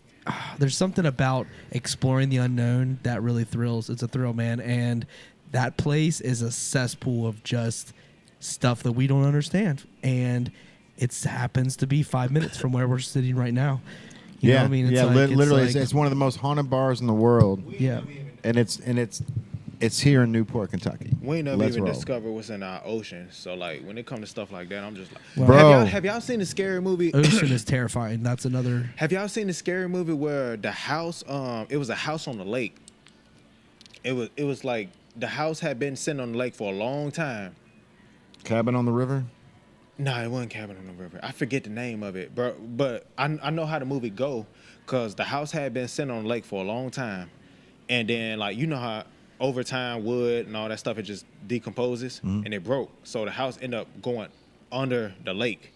So it's this dude and he was with his wife, and they had scuba diving gear on, and they went underwater to look at it, and like it was so crazy, bro. Like they was like bodies underwater, and they was chained up and shit, and then like recent movie? Was it recent?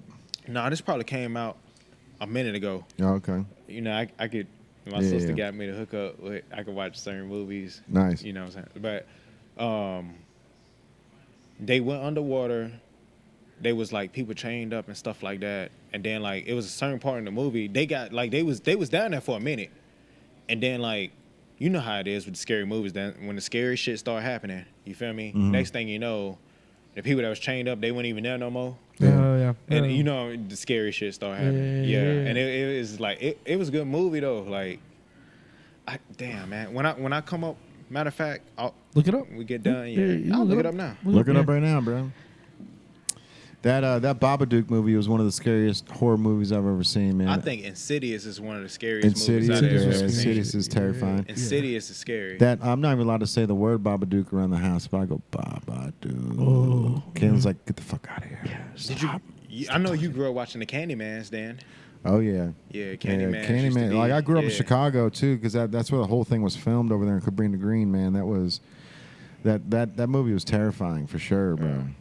Yeah, it was wild, man. Like when I was growing up in Chicago, I remember my best friend Maurice. He had two little twin brother and sisters. They were probably only like 4 or 5 years old, and we were trying to scare them by saying like go in the bathroom and say Candyman's name, and the little 4-year-old Phil and Phyllis was their name, bro. And they were like, we ain't scared no Candyman. We'll go in there and do it. Okay. And Maurice was like, watch this, bro. And then they went in there and they were like, Candyman, Candyman, Candyman. They said it a bunch of times, like, we ain't scared. And then Maurice was like, Michael Jackson is going to get you. And they fucking screamed, bro, and ran out of that room. They hated Thriller, dude, to a T. Where it scared the shit out of them. Well, Candyman didn't scare him, but Michael Jackson. Michael Jackson going to get you. No! They ran out of the room, bro. That movie is called The Deep House. All right. The Deep House. The Deep House. Cool. And they, it was underwater. When was it made? 2021. Oh, dope. Yeah, so it wasn't too long ago. Yeah, it wasn't too long ago. It was a good movie though.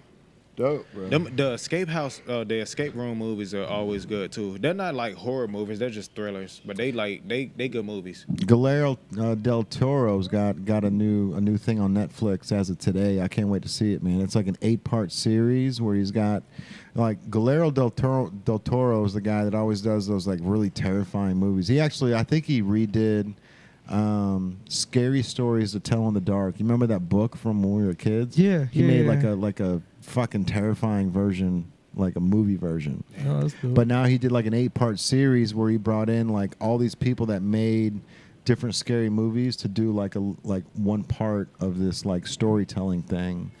It's on Netflix. It started today. Okay. Guillermo del Toro.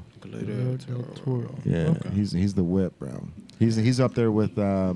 He's got the same type of mind as Quentin Tarantino, like with that outside the box, really crazy, like super blood, violent, like he's the whip, bro. What y'all think about Rob Zombie? Oh, he's fire, bro. Yeah. Fire. You know what? I'm so bummed that Captain Spaulding died though. Captain Spaulding was the clown that he always had in the movies. Yeah. The guy painted his face in white. He was bald headed, real tall dude. But he was like one of the characters that he always Devil's used. Rejects. Devil's Rejects was fire, bro. Okay. But yeah, he always used Captain Spaulding as a character in the movies, and he passed away. He just did The Munsters, bro. Rob Zombie. He did like the old 50s TV show, The Munsters. Yeah. So he did a remake, like a colored version. It's really like 1950s version, which is really cool. He like kept that nostalgia factor. Yeah. Kept the old style. Yeah, but it's all in color now. Speaking of, bro, apparently that there's a percentage of society that thinks that the world used to be black and white. Because it wasn't black and white. The world was never black and white. It Bro, was just there was fucking goddamn how filming. crazy is that, man? Like there's a group of kids that really believe that the world was black and white a long time ago. Like when was it colored? Like, are you serious, dude? What is? I won't lie to you. When I was in high school, we kind of had that same kind of perspective on stuff. Cause we in history class, And you're only seeing that, yeah. and that's all you see. Yeah. So you just like, huh? But like you don't literally think that the world is in black and white, but it's just like you. It's just perspective, Perspective, It's yeah. one of those things where you just kind of like wonder, you're like, damn, All what of your- it, all- what it really All of your used to look memories like. are all in black and white because that's all you've seen. Yeah. Right, exactly. Yeah. We were talking back. Have you guys ever seen the movie Jacob's Ladder? Yeah. I thought that was. Jacob's I thought was that was. I think that was freaky. another good, another fire soundtrack actually. Jacob's Ladder. Jacob's Ladder. It's like a horror thriller, psychological shit, and like he's basically this guy is like losing his mind after he gets back from the Vietnam War, and it's just so weird. It's just a weird film. It's like made like the 80s or something. Like it's an older film, but like super dope. It's worth checking out. Jacob's Ladder. He was in the Vietnam Jason's War. lyric was the soundtrack I was thinking. Of. Jason's Oh, lyric. Jason's lyric. Okay, Yeah. yeah, I know. Yeah, Jacob's Ladder was like this. It was really good. I've So he got I back saw it a from long the time Vietnam. ago and then saw it again a few years back. But like, yeah, Yeah. it's really good. So he got back from the Vietnam War and Yeah, and he he was just like started- just tripping out. Kind of, yeah. He like goes to places and like sees things in a different, like basically like he's basically walking through his life, but he's seen in like a contorted way. There's like this being that's upside down walking, kind of like really creepy, and then like he looks at this lady and she's like all mangled and shit. What's It's the name re- of this again? Damn, bro. Jacob's Ladder. Jacob's It's really Ladder. good. Okay. Foot Locker just Yeah. sent out a mass email to all employees to pull Yeezys off the shelves Oh shit! What? That's a Right pow- now, right now. like right now. Like Real right- time. Like right Oh now. shit! Real time, right now. What? Yep. Put a hold on. Wow. Foot Locker Yeezys. pulls Yeezy sneakers from stores online after Adidas termination. So they don't want Kanye to make any more. That's what's happening. They don't want Kanye to make another dollar. So if they're pulling them off the shelves, they're probably gonna. What are you doing with all the shoes? They go discontinue the shoe. I don't know. Donate 'em? man. They go I don't- donate them. like what? Or they Donate go 'em keep to- selling them. Like what the fuck? I would say donations. Probably he doesn't get money for Probably, donations. Yeah, that's true. That's crazy. I don't know, man. I mean, but what does it do for the resale of the Yeezys? You know, Yeezys are definitely the. It probably won't be any value now, right? I think there'll be No, more I value. think there'll be a ton Still of value. value? more value. Yeah, More- because more value? because I they're mean, not if they're selling not, in stores anymore. if they just terminated the contract and now, like, as of today, they're not going to Oh, produce so any there's more no more. Yeezys. Yeah, so then it's a limited amount of Yeezys. So That's there's it. value. They stopped production on I them got as of you. today, so there's no more being made, and they're pulling them off the shelves. That means that all Yeezys are going to be going up in price for sure. Speaking of that, y'all been seeing videos of the people, those kids that's been throwing like tomatoes on these master paintings and stuff. and Yeah, mashed that shit's potatoes, stupid as fuck, bro. and like, gluing bro, themselves to the wall. Yeah, I'm like, And then- bro, and then, what the fuck? What climate change are you affecting by doing that? I don't Yeah. understand. None at all. And then they had the last people that glue themselves to the wall.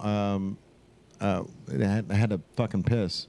But they're No. not literally even glued Like to the literally, wall. They are gluing themselves Yeah, to the wall. they glued themselves to the wall. Super glue with their hands, and they just They put throw their hands under. they throw the tomato watch it. paste or whatever all over the painting, Yeah. and then they throw glue all over the hand, and they slap it on the wall, and then they're just standing there. It's like, bro, That's not even. They say, well, you pay attention because people are starving, different, just human, obvious, decent things that you are required to have as a human to survive. They're like, they're not getting these things. So is this going to get your attention?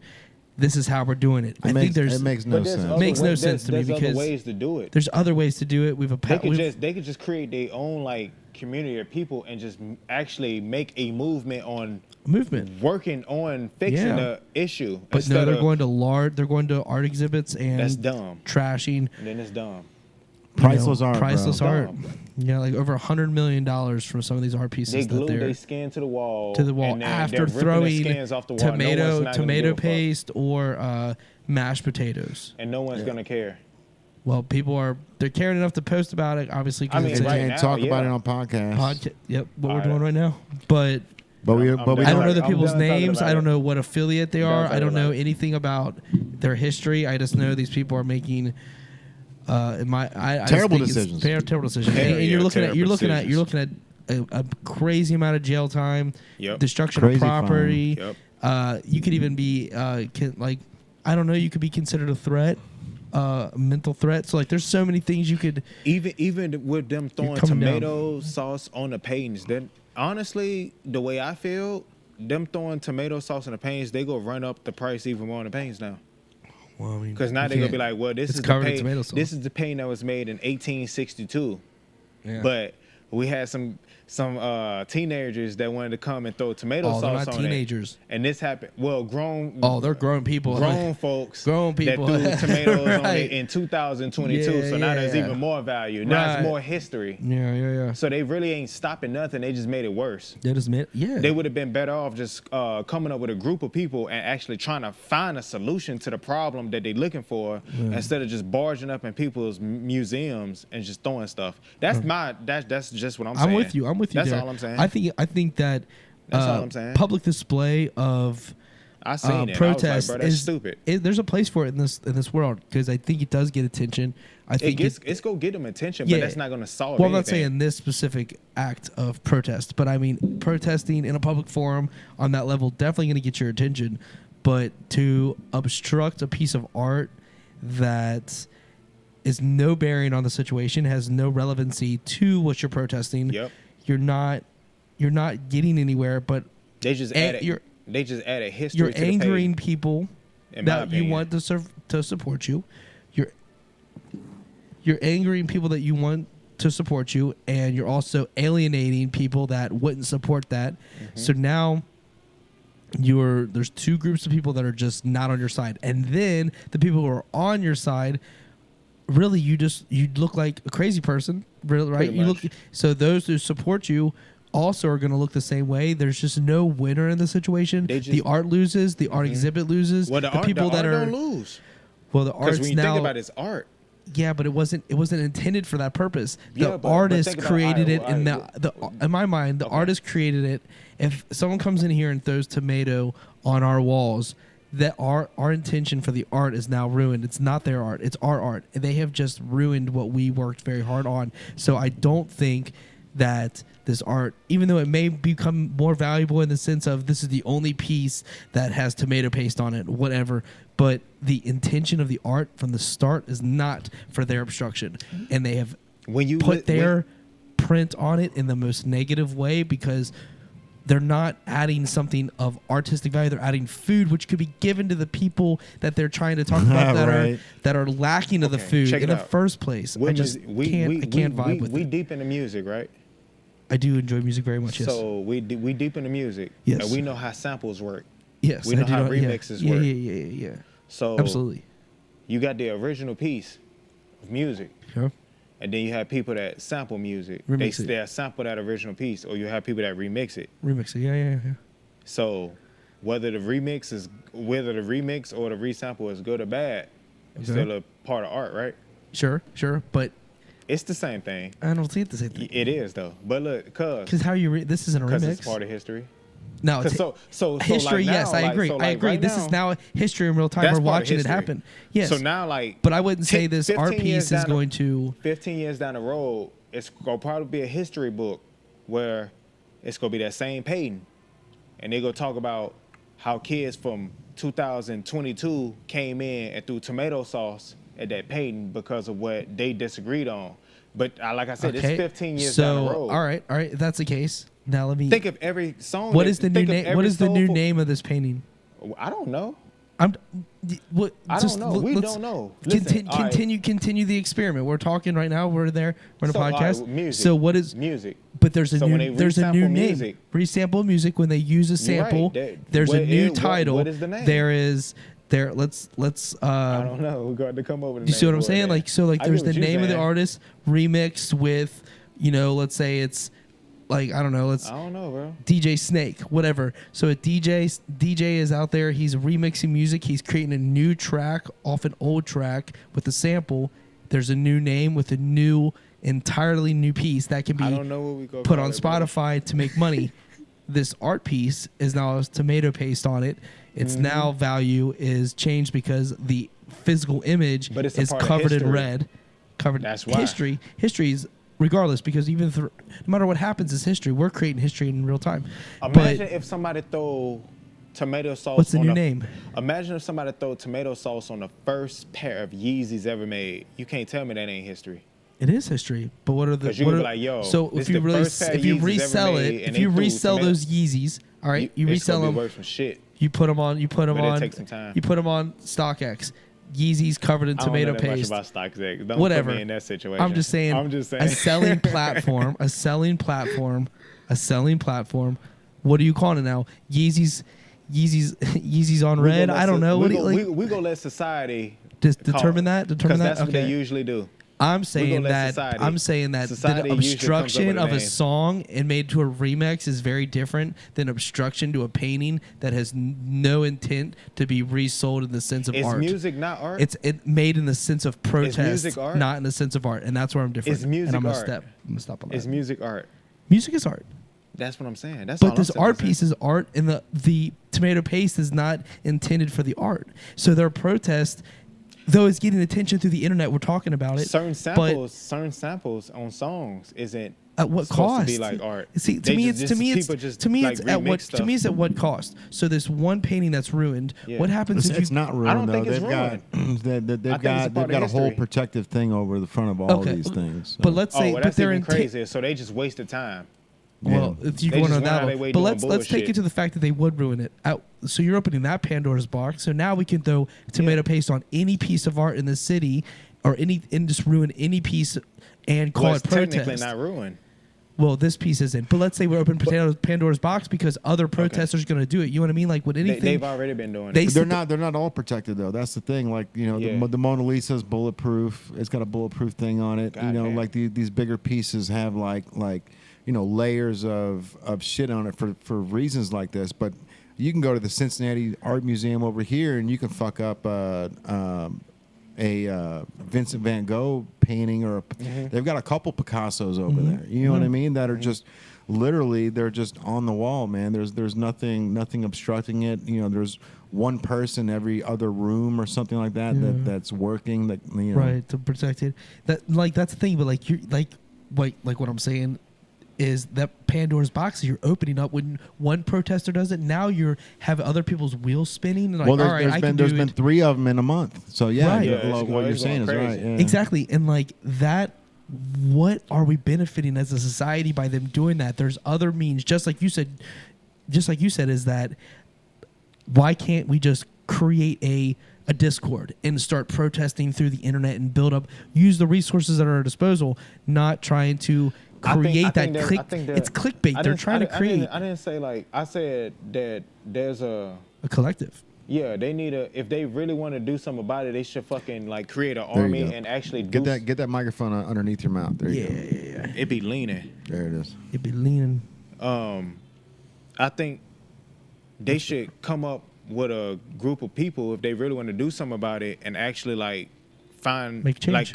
Make change. Find a solution. Send food to the people that need food. Go into a museum. Send all that tomato paste to an art to piece wherever it needs to go. That ain't got nothing to do with it, and I don't know why they think they do, unless maybe it could be something tied in the history where they feel like it might be something to do with it. But even with them doing that, you're not really like solving nothing. Like I just said, if anything, you just making history now. Yeah. Cause I said, 10 years down the road, they just gonna be like, so these the 2 teenagers that came to the museum and threw a potato on the Picasso painting because I'm sure that's all it's gonna be, bro. Like you're not solving shit. Those people are banned from every single art gallery. And they're gonna be banned ever. And they're gonna be banned. Yes. Yeah. I mean, well, they're not solving nothing. I mean, they'll never be able to go see another piece of art again. Sit in jail for a while. It won't be that long. No, they'll be there for a couple days or a week. Yeah. You feel me? It won't be that long. I mean, they get back the out. painting that they just did, the potatoes on, it's like $111 million. That's but they won't do. No, they ain't. How much time are you gonna do for that? I mean, they didn't destroy it though. That's the thing. Is like they could say that they ruined. It's the gonna painting, be called but vandalizing. Yeah, and they'll be out. It's like, I mean, not going to see art again ever. Like that is also they'll never be allowed in the fucking museum again. I mean, you're just putting yourself on high alert on every other industry in the world. You're now looked at as, I mean, you're trying to deface things. Like if your intention, because like those people that are throwing the paint on there, they may not have even known that they were covered. They were probably just like trying to do this, find a for sure. a situation where they could take advantage of it, and let's go protest so people get fed. But no one's gonna care. Well, we're talking about it. We talking about it because that's what we do. Yes, but they don't necessarily TMZ mean covered the rest it. of the world give had a lot of likes on TMZ, and that's them.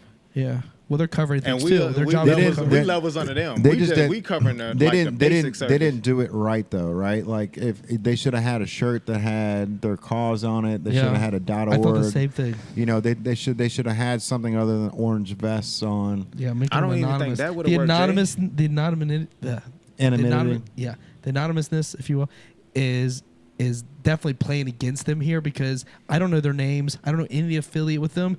I know they're talking about starving people, which I know exists. We already know these things need fixed. Mm-hmm. I don't think defacing art is going to get us any closer to that solution. It's not. It's just not. I just don't agree. The whole situation. Start a GoFundMe. You know. Start a GoFundMe with No, I mean, It's a good place to start. Literally, they should have had a There's GoFundMe on their shirt. Yeah, there's no reason to start in the hole by having $100,000 bail, Right. and then trying to get Right. to the point of let's get this, let's dig us out of this hole. Dude, They doing you it had a all moment. You had a moment that you knew was going to get covered by the biggest media outlets on the planet, and you should have had more preparation. See, I Like, thought like Kanye. Kanye knew he was ready for that White Lives Matter shirt. Yeah. You know what I mean? Oh Like, yeah, that was definitely propaganda. and bro, Candace fucking Owens is thinking about suing fucking George Floyd's family. What the fuck? Right. Did you see that? Yeah, I did. Yeah. She literally on her I heard podcast, she something was about like, that. she goes, should I sue George Floyd's family for? I got to see the whole video first. I know I be saying I saw clips of it. I got to see the whole video first so I can like make my final. You know what I'm saying? Because I know people like to do edits and shit. And there's not video to it. There's the photo of them walking in wearing the White Lives Matter shirts. Yeah. And then that was Candace Owens on her own podcast, like talking to the camera, like, should I sue George Floyd's family for defamation? It's like the internet's opinion. Yeah, because But they know how to stir the pot. because Yes, they right, do. well, she stirred the pot by standing next to Kanye wearing that shirt, and now she's like, because George Floyd's family wants to sue them, she's like, well, I'll sue them. It's like, bro, like what are you doing? Like, how is any of this any good? I don't know. I don't know. I don't have an answer for that one. Like, I don't got no answer either. Yeah. What are you even? What are don't you know, bro. gaining from this? Like, it's just cringy. All right, so let's crazy. let's It's end crazy, let's man. end let's end the podcast on this, man. Yeah. So what if so if you were able to live Bad in the ecosystem Okay. for a year, but you had to sell your house here, but you'll get the same equivalent of a house in the ecosystem, right? But there was a chance that Kanye, he's picking mayors, he's picking judges, he's picking police force right out of this small little group that he has. Are you going to the ecosystem? I'm not. Me either. You going to the ecosystem? You know what? I'll retract that because would he let me open a native store inside the ecosystem? And if we do, does he own it and I get a percentage, or do I own it and then just pay rent? And with that being said, I'm gonna go to intentions. And that's what it all is, man. Because if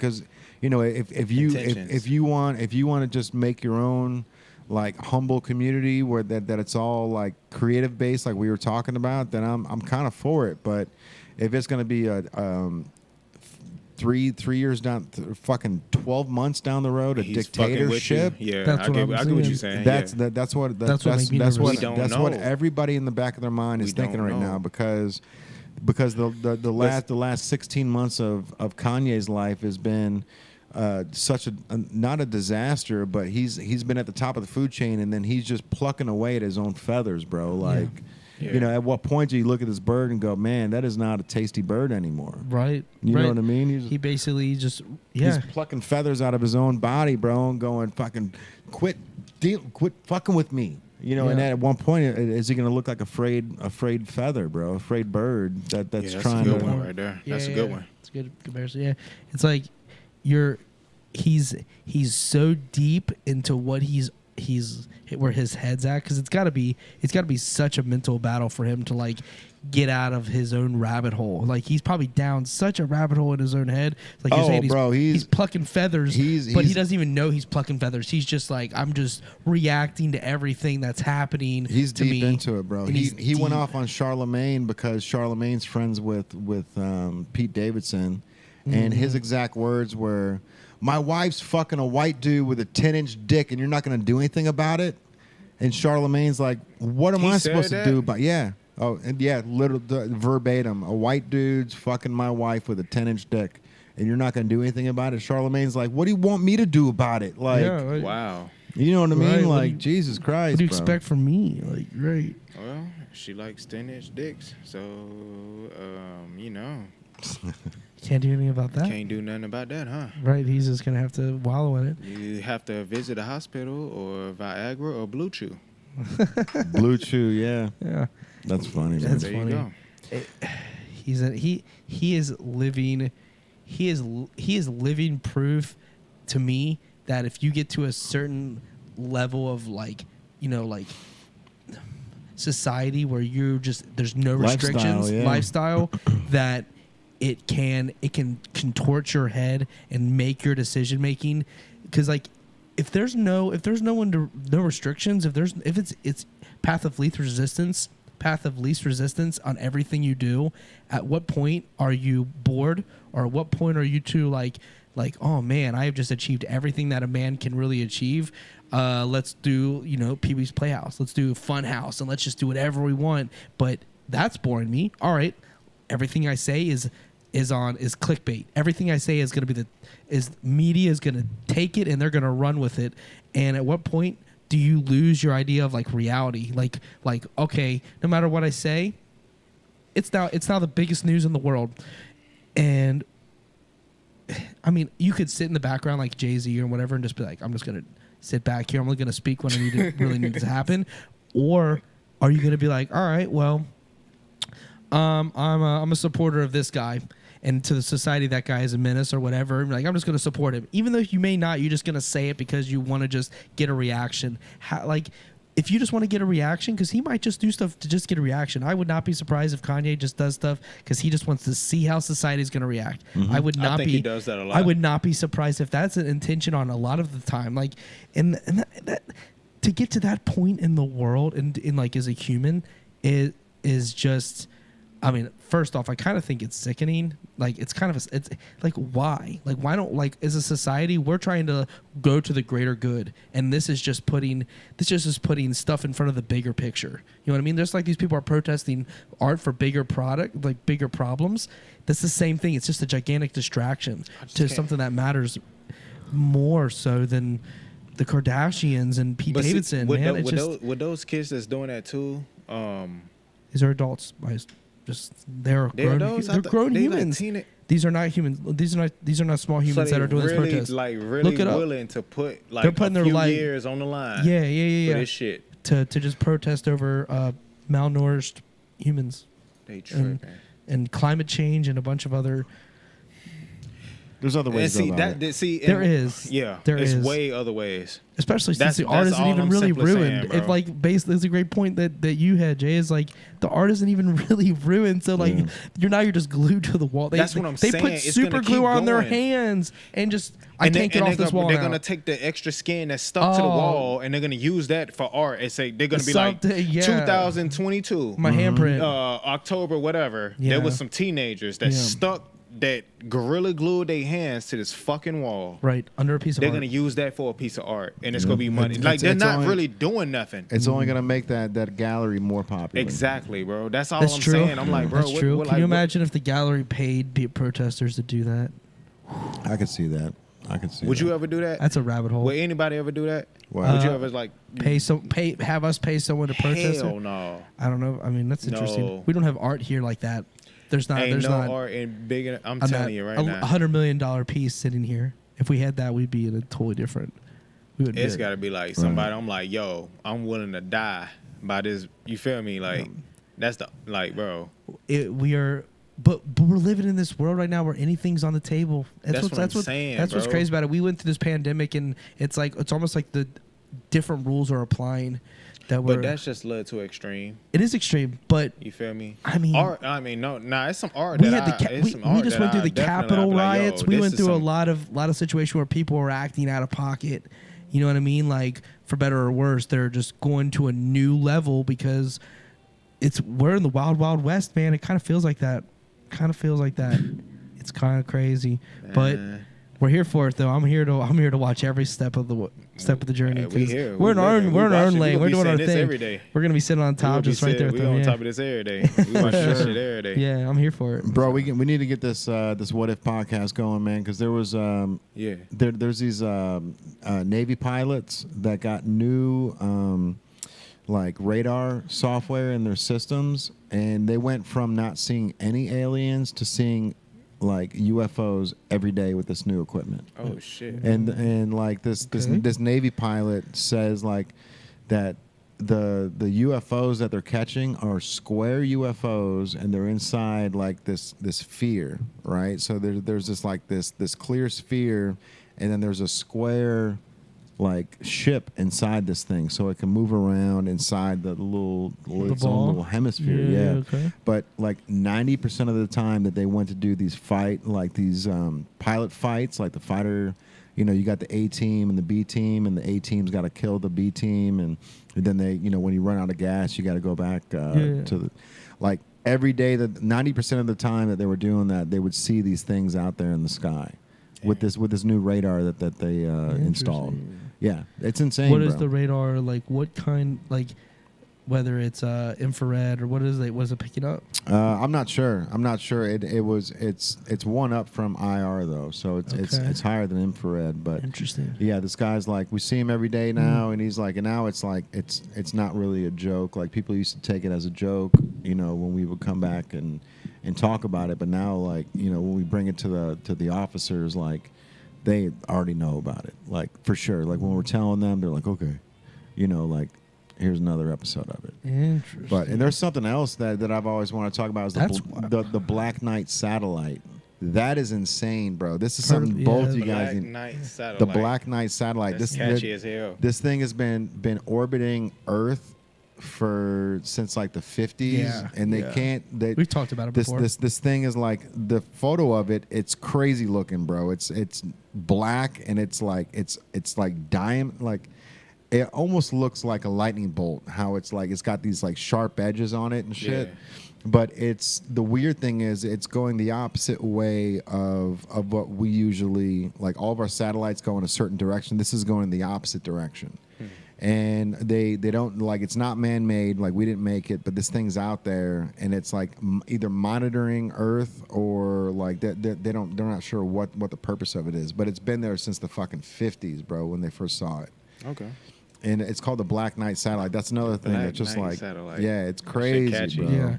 Yeah, it's very, it's It's definitely. catchy. It roll It's off cool, the tongue, don't the it? cool name, but like definitely like monitoring us. Yeah, just I another. mean, what we gonna do?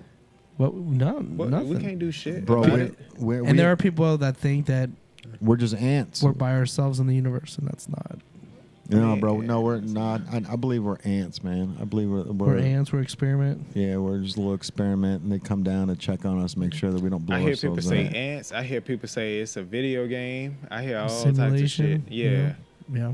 I I think the ants thing is a really I interesting. can understand that, yeah. That's the most interesting concept. When to me we in because airplanes, they planted and we us. look They down, planted us here. They're like, all right, we're just gonna watch whatever happens. We're gonna make it happen, and then when like things go abrupt and crazy, we can either flood the planet, we can create an explosion, we can start over whatever. Well, we want. that's terrifying. there was an uptick in UFO sightings when Pearl Harbor happened. So once the nuclear bombs went off, there was an uptick in UFO sightings here well, not in the United States, but the world in general. And it's crazy to think that, like, I think it's because we're primetime TV then. well, dude, who knows, man? Like there could To be the aliens? we could be the aliens' favorite TV show, right? Yeah, like they could be yeah, like, shit. oh, I'm just gonna sit Like, here and something's watch happening on another Earth. episode of Watch the Humans. Americans. Yeah, Watch something's the gonna Earth. happen on Earth. It's Watch happening the on Earth right Earths. now, guys. Got to tune in. The All- Earthers.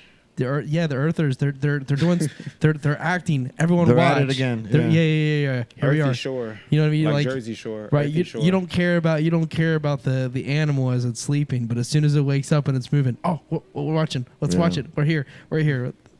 I'm not like I'm kind of in on that theory, man. That we're like, a mix between aliens and like Neanderthal, right? Like they took the, little bit of this one, a little bit of that one, and then just kind of, let's see what happens. Right.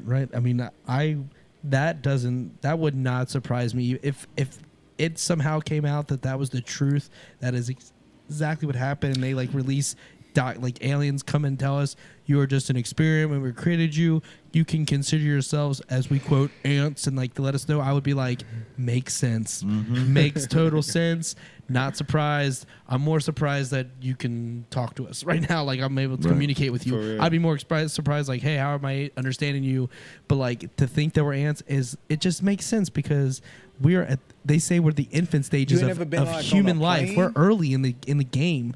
You know what I mean? You like, know how you've been on a plane and you look down and you see, like when you like up there and you look down, does that not look like ants? Yeah, but I mean they're not.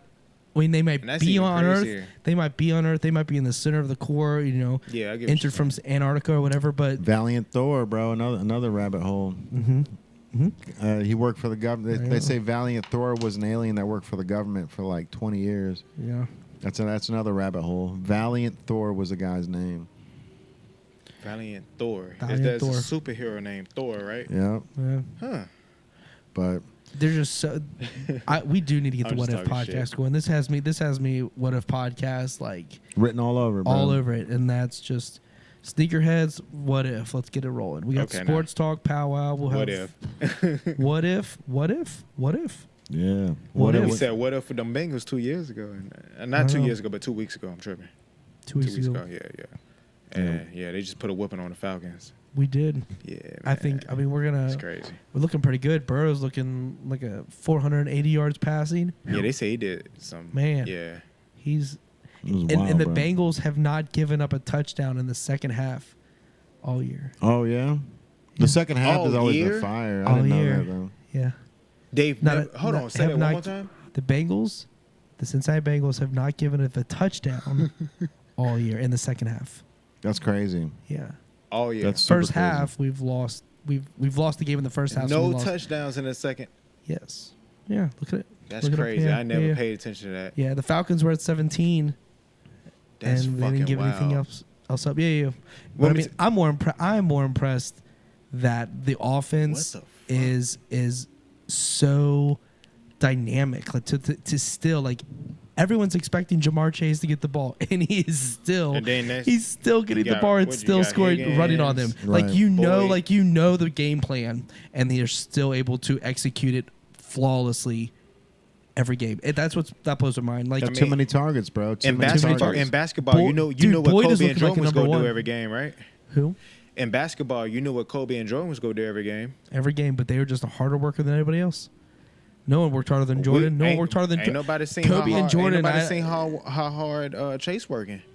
Oh, for sure.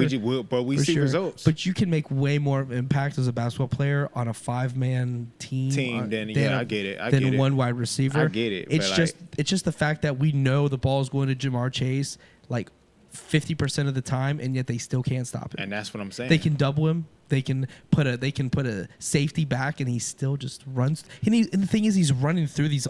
He's running through them. If you watch these plays, it's not like he's catching the ball over the top. Boyd catches the ball over the top. Yeah. Jamar Chase is like catch the ball, and he's avoiding touching. Like no one's even touching him all the way to the end zone, 60 yards. Like what, man, 50 yards, 40 yards. It's just crazy, and the fact that we have three great And wide they're receivers. young, bro. And They're young. Yeah, Jay, you know what I'm saying? We got 10 years of this left. They like what, 25? Less than that, younger than that. They younger than that? I think Boyd's only 23, right? They're all, I mean, They're about like 20, 24, 23. Oh, T. Higgins is 23, 23, yeah. I mean, T. Higgins is the number one. Jamar Chase is number one. Boyd is the number two, playing number three. The number three wide receiver. It's Like, crazy, bro. I mean, the team is stacked. And then you're not even talking about Joe Mixon. But Right. I will say that 4-3, man. Yep. They back up. and they're playing the Browns this week. Oh so, yeah. I think I'm that's making a- that prediction now. Yeah. You I think are we got it Bengals. too. Yeah. Yeah. You know what I'm saying? Yeah, Fuck T that Higgins is shit. 23. Tyler Boyd is 27. Boyd is the oldest. Yeah, he's been there for a while. He's been with us for a while. But like we knew he was great. That's why he's still there. As all these other guys were going out, we knew Boyd was going to stick around. We thought Boyd was going to be the number one. Yeah. That's the thing. We thought he was going to be the number one. Right. And Higgins happened, and then Jamar Chase, and you're like, oh, I guess Boyd is going to be a number 3. Yeah, that's crazy. And now he's great. Like, Yeah. It's just great. I mean, he was over the top this last week. He started the whole game, and we just pursued after that. Oh yeah. I don't think he concerned. I think they all in unison. They just focused on winning. Yeah. And that's the thing that matters When you most. have They went to the athletes in Super Bowl space. last season. Like the they back want to go half of the back. season is going to be good, bro, for Yeah. sure. Yeah. And when we play Kansas City, Yeah. we played them at home. We're playing them at home, like in Cincinnati. Oh man, it's a December game, like December 5th. Oh, it's gonna be cold. It's gonna be cold as shit. Oh, that's gonna be the game of the Puffy year. cold. Oh, it's yeah. gonna be fun. You gotta go to that one, dude. Yeah. You can't. Oh, you yeah. can't. If you just Gotta go. save the raffle for another another Right. ticket. Bro, they're go trying to that one. They're trying to hit me up January 31st to pay for the next season already. Damn. It's like, damn, bro. All right, so you're gonna try to hit me for another $1,600 in January? Oh wow. Yeah, they're gonna try. Yeah. But I mean, I think next season is just gonna be just as good. We're Yeah. gonna improve. Like the Bengals are not going backwards. There's no way. We've got just too many pieces. For They're just sure. gonna have to be able to pay everybody in like 3 years when the contracts end. I don't know how we're gonna Sell pay them those. jerseys, Pay bro. that Sell goddamn them line. jerseys. Yeah, they're just not. It's just so many people to pay. Just Mixon, Do everything Mixon, possible. Higgins, and Chase and Burrow. Boyd's gonna want a new. They're all gonna want contract extension. It's gonna be crazy. Yeah, I don't know how. That's it's where You gotta that's pay gonna to be like play, Judgment bro. Got to Day. pay to play. You got to pay to play. We got to Yeah. be. This ain't baseball. There's no cap in baseball, so you And can you seen pay. what happened with baseball. Whoever pays for the most money gets to the final. That's it. Yeah. Dude, the highest paid. Nick, The what's his Padres have name? the Nick- highest. What's his name? Phillies have a high payroll too. Nick Castani. I'm gonna say his Castellanos? name. I heard he going. Yeah, he with the Phillies, right? They going to the World Series or something, World Series. The Phillies are in the World Series. Yeah, bro. and so are the. He was just playing with the Astros. Reds last season, bro. The Astros. Castellanos where is he at? He played with the Phillies. Yeah, he's with the He's Phillies. Phillies. Yes, bro. Harper. He was just with the Reds. He was Like, just with the Reds. Who else was just at the Reds? That I'm looking at the owner like, bro, what were you thinking, bro? Like, what, Who am like, I- bro? No, that you just remind me. So Todd Frazier was just on this one show the other day, and I was so blown away. He was giving the Reds all sorts of shine. It was kind of cool. Like he Yeah. played for the Yankees, and he left and whatever. Yeah. Todd father, but yeah, Todd Frazier, the man. Shout out Todd. Todd If you Frazier. hearing this, bro, appreciate you, man. What's Like, up, Todd Frazier? Yeah, bro. It's dope, bro. There's a lot of good Reds players that went on to do cool stuff. They just But I'm don't just do it. They saying, just don't bro. do They it. traded him away, bro, and then next thing Because you they know, don't want to pay the contracts. That's The Reds fucking- don't want to pay anybody, man. that don't make sense, bro. don't. Like, and then that's what brings the conversation along. Where it's like, do they really want to win I could have cussed that, but I ain't gonna do that. Do they really want to win a championship? No, Or do they? I'm just like, bro, what? Like, bro, they don't. If they wanted to win a championship, they would have paid the money to bring in pitching and another hitter or two about 3 years ago. But they don't. They would rather It's crazy. sell jerseys, Joey Votto jerseys, and That's be crazy. run of the mill in the division. I mean, I got no maybe Joey Votto, he compete for a legend. wild That's card. a fan favorite. Come on, Right, like, but he's getting older, so compete Yeah. for a wild card position maybe if we get a playoff slot. But outside of that, they're not worried going for the. that's crazy. They're not worried about it. That shit don't make no it's damn not. sense. That's not for us. That's for Ain't no whatever sense, reason. I bro. don't get it. But I thought there'd be pressure on them since the Bengals are doing well, but it's not. It's not translating. Whatever. Yeah, I thought so too, goddamn. man. Yeah, it's not. It's like they don't care. Yeah, they don't care, No, no. this would You be the can tell they don't season. Yeah, care. they had all the guys. They had Castellanos and stuff, and they just let them all. They don't care. It's weird. That's sad, I bro. don't understand. Like, Bro. and we have a city that like it's a small like in comparison to the major cities, but like we have two major sports teams. You Yeah. would think they would put legitimate like, they would push for the next level of, success, especially when the Bengals are doing it. But no, I feel like the We still Cyclone. I feel feeling like the FC Cincinnati tries harder, Yeah, for sure. and like it's like. I know we're supporting FC Cincinnati, but they're not ingrained in the city like the Reds and the Bengals. It's Right. just And it's just that. we nervous right now about what might happen, like you just said, with the Bengals. Yeah. When it's time to start re-signing, we nervous about that. Yeah, who are they? We gonna don't know sign? how that might go, Yeah. and that's going to determine the fate of I think the Bengals. they'll end up. I think I Boyd know will just they be go- they Boyd will just be definitely older. gonna keep Burrow. Yeah. Well, you have to. Yeah, you Yeah, keep they Burrow, got- you'll yeah, they keep gonna keep Chase, Burrow. and you'll keep Higgins. Boyd will be older, so You think they go keep Chase and Higgins? Higgins. I do think so. Okay, Yeah. I hope so. Got to, bro. Yeah, you got to keep the two We'll see what targets happens. because Boyd's going to be older at that point before the contract happens for them to. So I think Boyd will be the one that would go, and they'll probably draft a rookie receiver to come and fill in that next slot. They'll be good. I mean, Cincinnati, as long as the defense holds up and Eli Apple does his share, our defense has some holes, but Yeah. I still think I think we're gonna see multiple Super Bowls. Yeah. Burrow's predicted to get 2 of them, so like that's us getting 2 Super Bowls. That'd be awesome. Yeah. I want to see it. But yeah, guys, All right, man. Yeah, this was some. we'll talk hey, some this- sports tomorrow night. Sports sure. talk. Yeah, we've got sports was some talk shit. popping up tomorrow. So Yep. if you guys want to check in for that, we've got AI, Jay Sal, and Yam that run the sports talk. Yep. And then if you guys want to be a part of this, every Tuesday we film down here at the Levee, and we got the reality show going as well. So if you want to be a part of that, we are looking for sponsors for the reality show. Shout out to Liquid Death and Duffified, Brian Duffy's Chef Brian Duffy's artistry he's got, For sure. man. Yeah, Liquid Death in the building. Yeah. But yeah, that's gonna wrap up another episode of the PowWow. I appreciate you guys for always checking in, and until next week, we'll see you guys. We'll see you then. Love you. Hey, Later. Appreciate See you. ya. Peace, y'all. Later. Peace, y'all. Y'all have a good night. Bye. See ya. Yo.